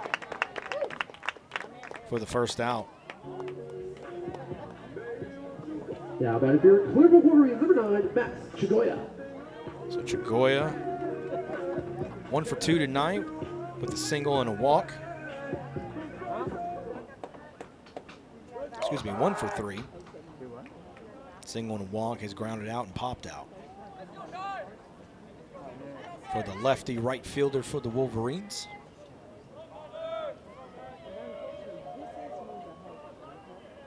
First pitch high for ball 1.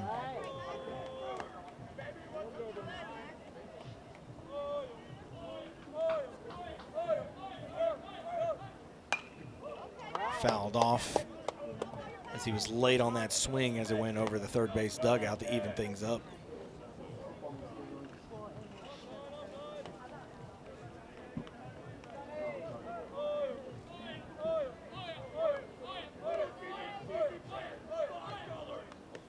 High went over Frock's head. He couldn't even make a catch on it.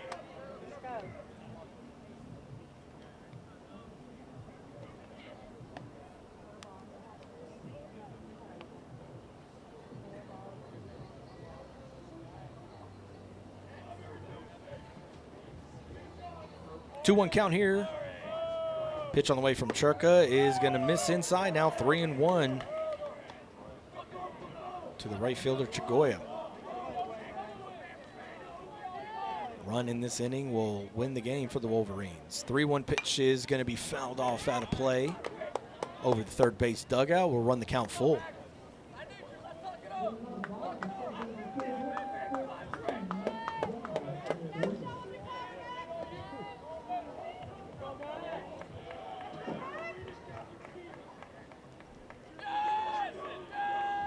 Shook off a couple pitches. Now he has the one he wants. Payoff pitch. Fouled off into the netting behind on the fastball, just underneath it.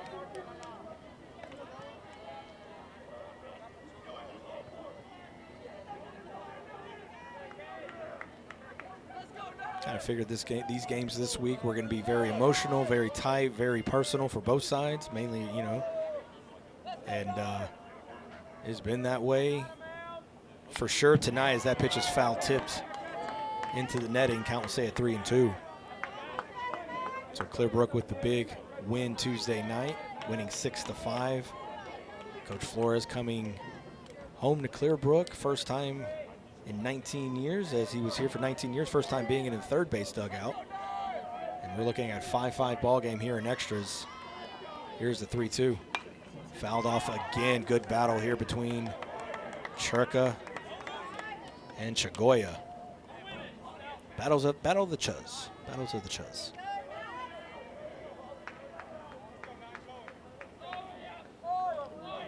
So fouled off 3 straight pitches. We'll see how Churka comes this time around. Fouled off again. Churka is battling against Chagoya.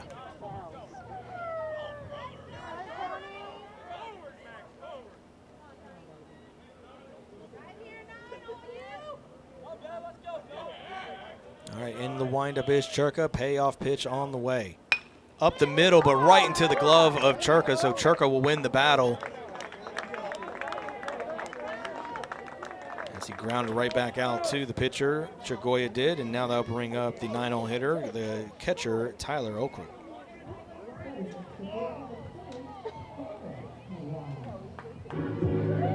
Now that's your Clear Brook Wolverines, number 1, Tyler Okru.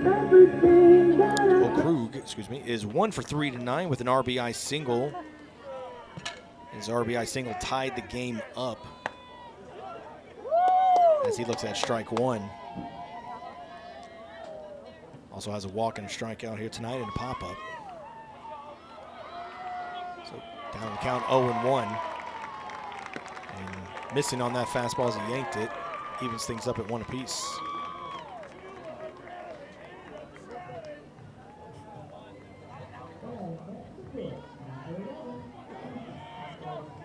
One pitch. Swing and a miss. Down on the count now 1-2.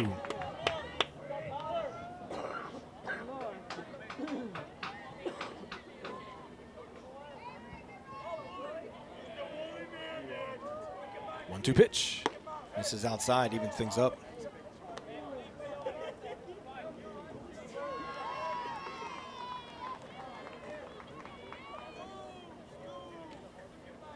2-2 count with 2 outs here in the bottom of the 8th. Fouled off into the netting. So Okrug stays alive.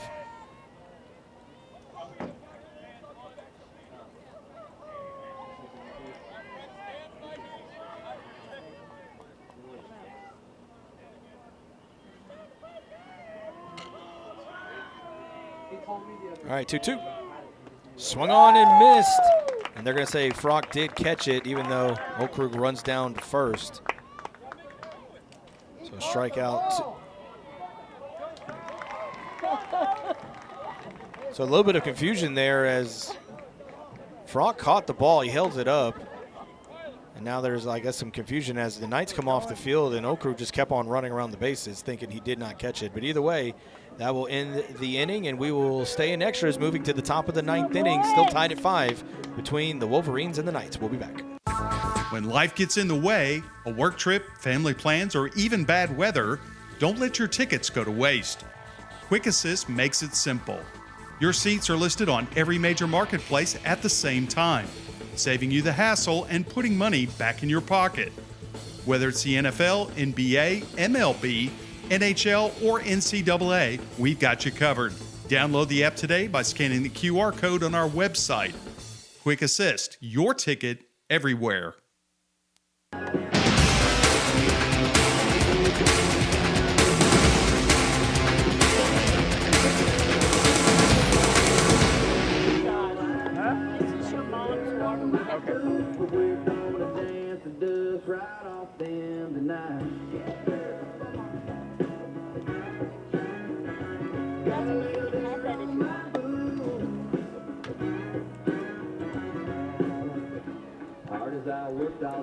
All right, top of the 9th inning of playing. This is like a major league game, I guess. It's extra innings, though, in high school baseball. And it's going to be the 4, 5, 6 hitters, so the heart of the order for the Knights. It's going to be pitcher Burgess and Chilton.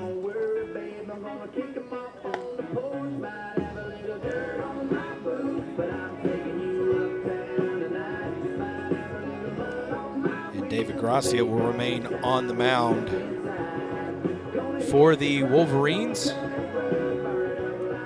Now that is number 22, Justice pitcher. So pitcher not on base at all tonight. Fielder's choice, sacrifice bunt, strikeout, and grounded out. That ground out in the first inning did score a run, though, as he got the RBI. And so he's going to lead things off here in the top of the 9th. First pitch swing, and it's going to go right to Benavidez at short. Popped up in his glove, and pitcher runs it out. Oh, my goodness. Unbelievable play by Ryan Benavidez. He tried to backhand it, and as he was coming up, the ball went up in the air. He barehands it and guns it to first, but pitcher's speed gets him his first hit of the game and first time on base. I thought Benavidez was about to throw him out because we've seen Benavidez make plays like that the last 3 years when we were covering Clear Brook. And now it's going to be the lefty Burgess. And you can anticipate a bunt for sure.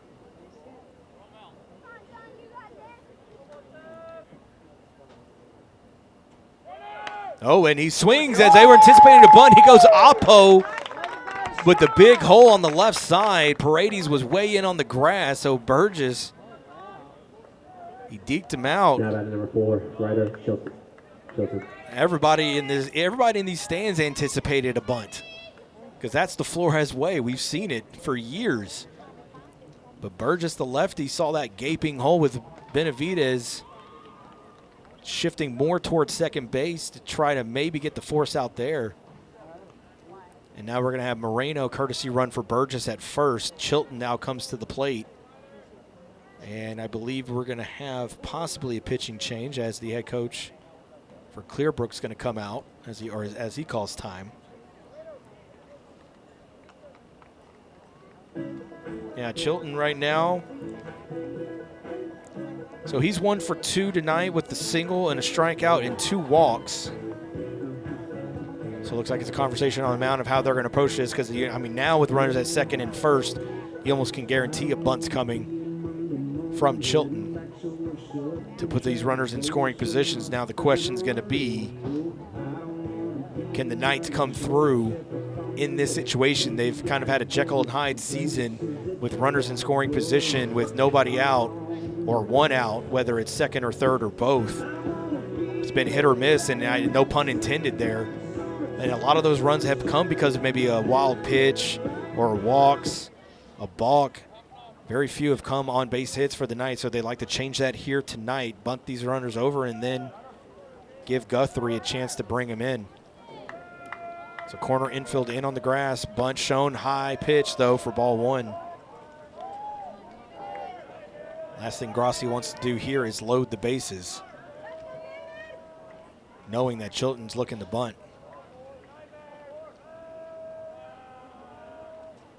Pitch, he just pulled it back, doesn't matter, it's gonna be in the zone for strike one. Pitch was a little bit in to Chilton, as he was not gonna be able to get the barrel on that pitch.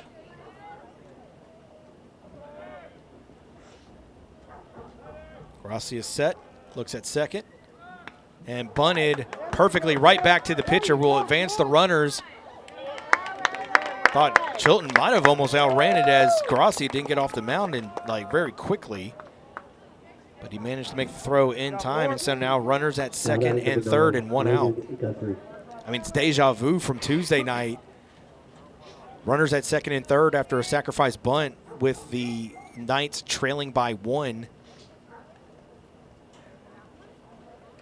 And looking back on what happened in that,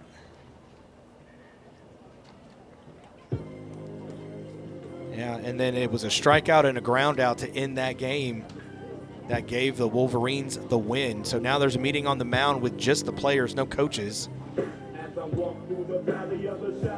And it's going to be Logan Guthrie, who's been extremely aggressive here tonight, swinging at first pitches. I think his second at bat, he didn't swing till the second pitch because the first pitch was too high, and he didn't swing at it. But he's 1 for 4 tonight with an RBI single, a pop-up, and 2 groundouts. Infield in on the grass for the Wolverines. Extra innings, top of the 9th. Clear Falls trying to stay in that 4th and final playoff spot. Pitcher and first pitch just fouled down the third base line.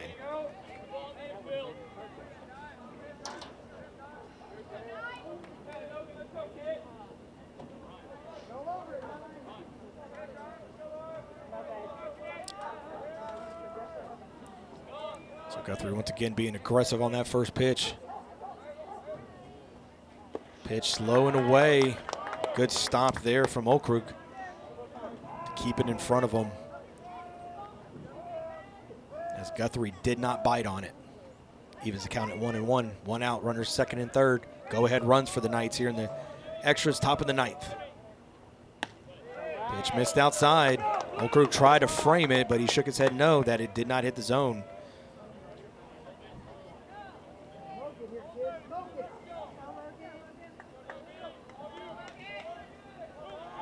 Infield in, 2-1 pitch on the way from Gracia.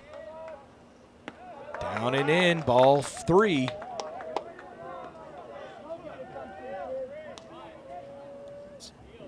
Everett Peterson in the on-deck circle for the Knights. Big pitch here from Gracia, 3-1. Breaking pitch, catches his own, strike 2. Hit him with the breaking ball, looked like a curve. All right, 3-2 count, 1 out. Runners at second and third, infield in.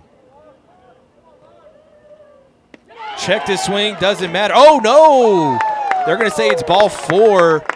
They're asking for the field umpire to see if he checked his swing. He went around pretty far, but we've said this all season long, it's hard for that field umpire to see if he went around from his position behind the pitcher's mound. If he's down the first base line, that might be a different call. 24, Everett Peterson. So that goes the Knights' way, and the bases are loaded now for Everett Peterson. 1 for 4 tonight with a double and 2 strikeouts and a ground out. Infield remains in the grass for the Wolverines. First pitch swinging, but he fouls it off into the softball field behind us, where that game ended. The game started after ours and ends before ours. That's the kind of game this has been tonight. This has been a dogfight. Grossi is set. 0-1. Gonna be high, ball and 1.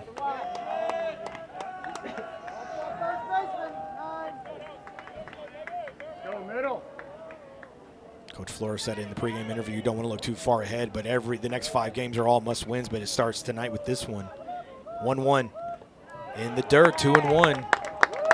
And given that the Wolverines have had the lead twice here tonight, or excuse me, the Knights have had the lead here twice tonight, and the Wolverines have had the bases loaded and left 16 runners stranded on multiple occasions. 2-1. Popped up. Is it going to stay in fair territory? De Leon coming over from first as it's drifting over, and he catches it right at the fence line. Pitcher broke like he was going to tag from third, but wisely stayed. And now there are 2 outs. So big out there from Gracia. And now it's going to be Marshall Griffin. 1 for 3 tonight. Strikeout, hit by a pitch, scored a run. Got his first hit back in the 8th inning.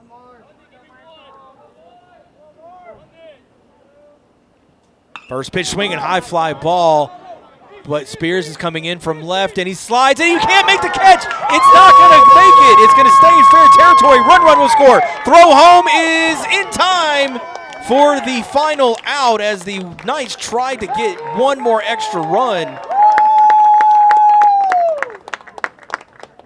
Unbelievable play there. Spears I thought he had it, but he had to make a weird diving attempt. But either way, a run comes across the board, and now we move to the bottom of the 9th inning with the Knights leading 6-5 over the Wolverines. We'll be back.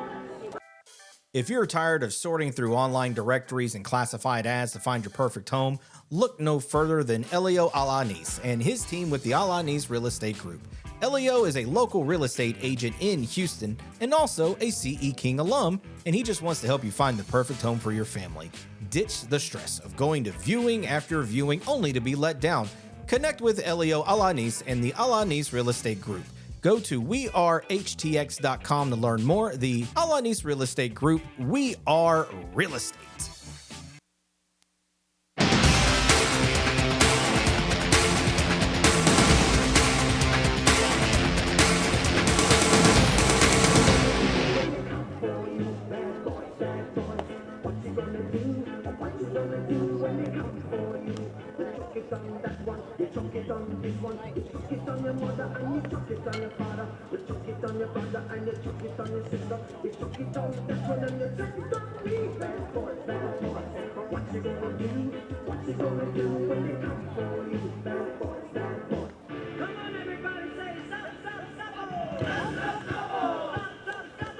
Now back here, Clear Brook Wolverines number 1, Ryan Benavides.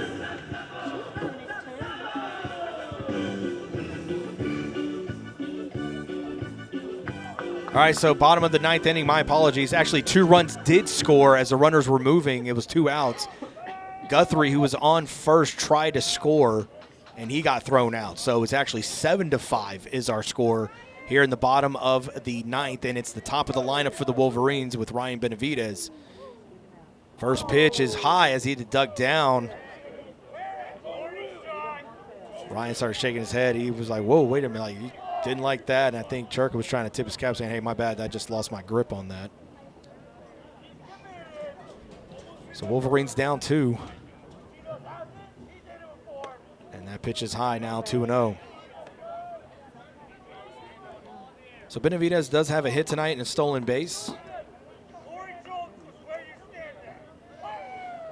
Swing and a miss at that pitch now, now 2-1.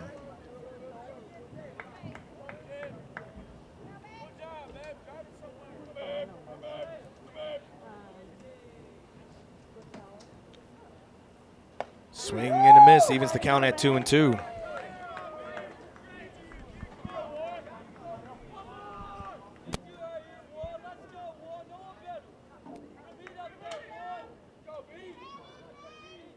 Two-two pitch here from Churka. Swing and a miss. Another strikeout for Tony Churka. And Wolverines down to their final 2 outs to tie this game up or walk it off. Now that is here, Clear Brook Wolverines number 5, Gio Perot. So Perot 0 for 3 tonight with 3 strikeouts, hit by a pitch, and scored a run.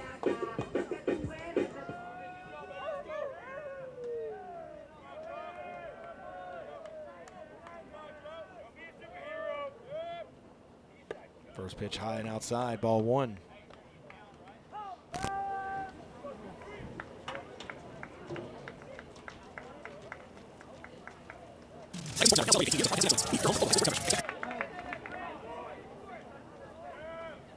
Sorry for that technical problem there.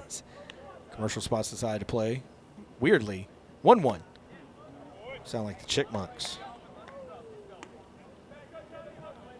So that pitch missed outside, so now 2-1. 2 Perdomo.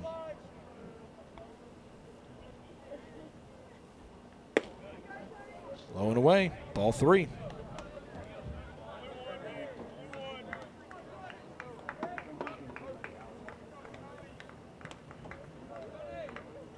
There's a 3-1 count here to the second baseman, Perdomo. And he's going to call time and step out of the box and look at his head coach.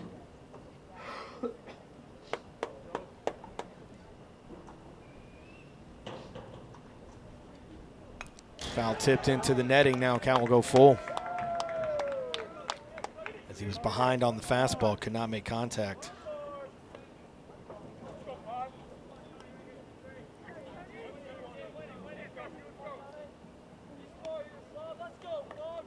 One out here in the bottom of the 9th. Payoff pitch on the way. Chopper foul toward the third base dugout. So count will stay at 3-2 here for the 2-hole hitter. Giovanni Perdomo, London Spears, stands in the on-deck circle for the Wolverines.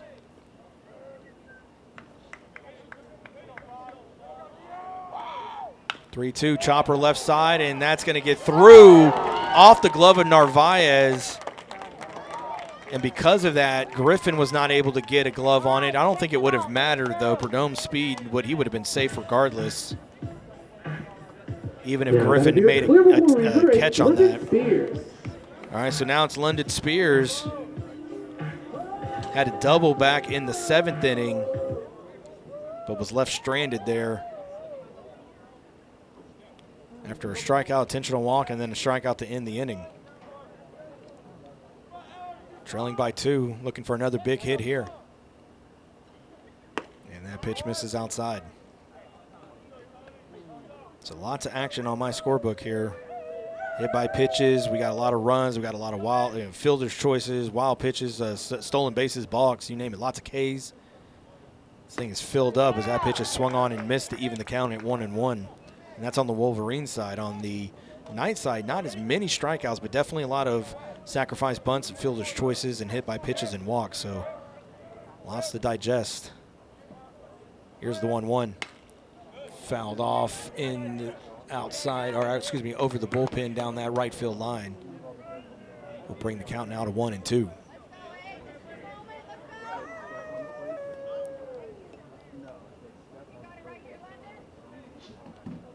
So 1-2 count with 1 out. Runner at first here. Tying run at the plate for the Wolverines. Churka's looking over to first. Long look over. Now he comes set in the stretch. Pitch high and outside. 2-2.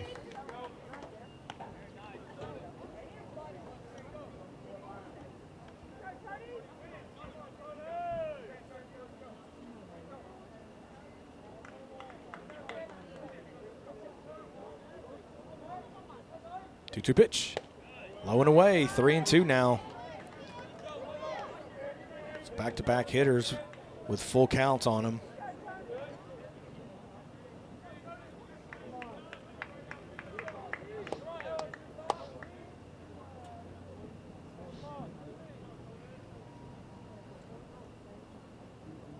Churka looks over his shoulder to first base. Now comes set. Here comes the payoff pitch.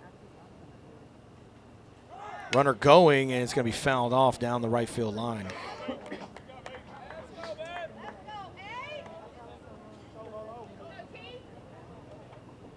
Go, Tony.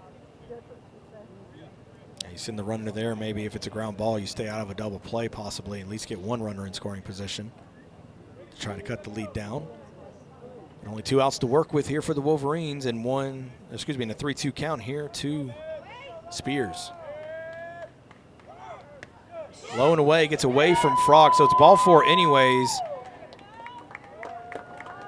So the runner was going to get to second anyways, and he started going quickly, seeing if he was going to make it to third. They did not. And now Coach Flores is going to come out. Degagna's been warming up, so we might be seeing Degagna come in. So we'll have to wait and see if that change is made. And right now it's just a conversation.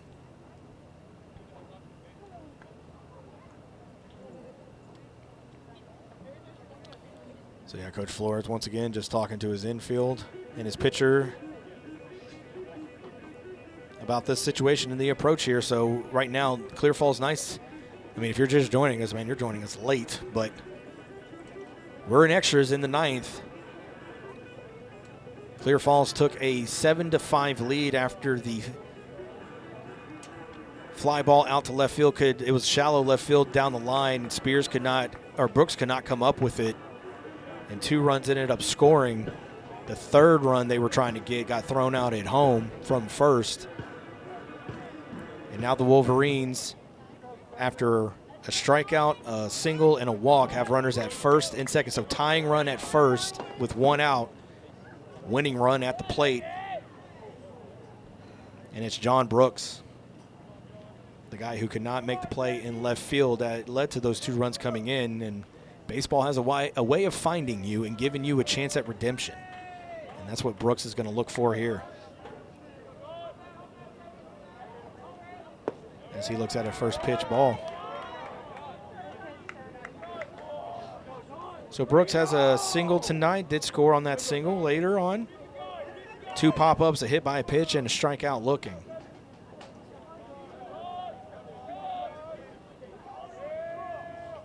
Here's the 1-0.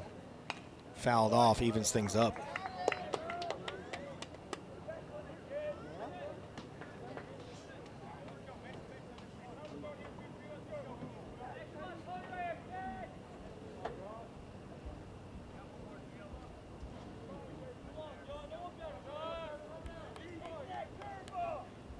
One high. Frog had to pop up out of the squat to make sure that ball didn't get by him.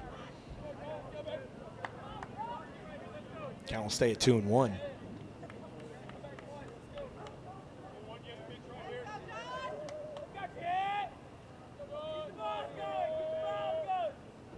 Pitch down in the dirt. Frog, good backhand stop to keep it right in front of him. This trucker looked like he yanked that pitch down in the dirt. So 3-1 count here to Brooks. And if you walk him, you got Paredes up, who they intentionally walked his last at bat. Here is the 3-1. Catches his own, strike 2. Oh, and the Wolverine fans are letting the home plate umpire hear. They are very angry with that call. They are very, very upset with that call. They are rightfully so. That strike zone's been inconsistent all night. Here comes the payoff pitch. Popped him up, infield. Griffin calls it coming in from shortstop, and he will make the catch as the infield fly rule is called.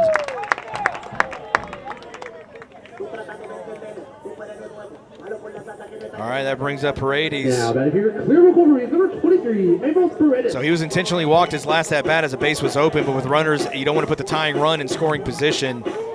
But Paredes, big grand slam in the 2nd inning on Tuesday night. That was the deciding factor as they won that game 6-5. Only runs came in that 2nd inning. First pitch, he's looking at, it's going to miss the zone for ball 1. So Wolverines down to their final out. Tying run at first, winning run stands at the plate, who has some pop. He hit one well earlier in the game, the left center field, but the wind was blowing very hard in from left field toward the first base dugout, which probably kept it in the ballpark. And he took a hack at that, popped it up. Is it going to stay in play? Peterson makes the catch. He had to make a very unlikely catch as it started to go over his head. and he makes the catch to end the ball game. What an ending to this crazy reunion for Coach Flores here at Clear Brook.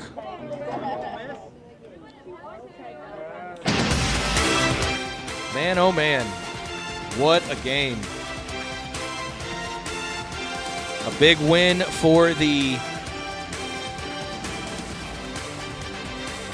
Clear Falls Knights as they maintain pace, hopefully to try to stay in line for that fourth and final playoff spot. And it was the two RBI single by Marshall Griffin that gave the Knights the lead in extra innings and ended up being the deciding factor, but the Wolverines made a game of it as it came down to the wire and to the very, very end between these two teams. So it's going to be a long weekend for the Wolverines and a good weekend for the Knights, and it will be next week. We go to Dickinson on Tuesday night, first pitch at 6 p.m., 5:45 pregame. So make sure you tune in right here to the lsnsports.com. So winning pitcher is Tony Churka.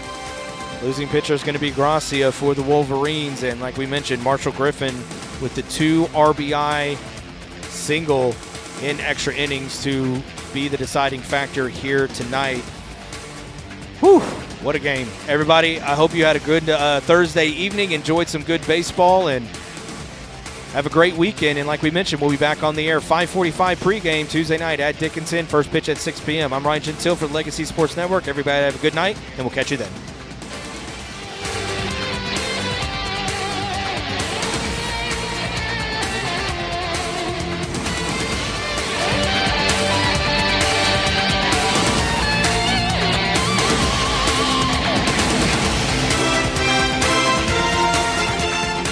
You've been listening to Greater Houston Area High School Baseball on the Legacy Sports Network. Copyright 2026.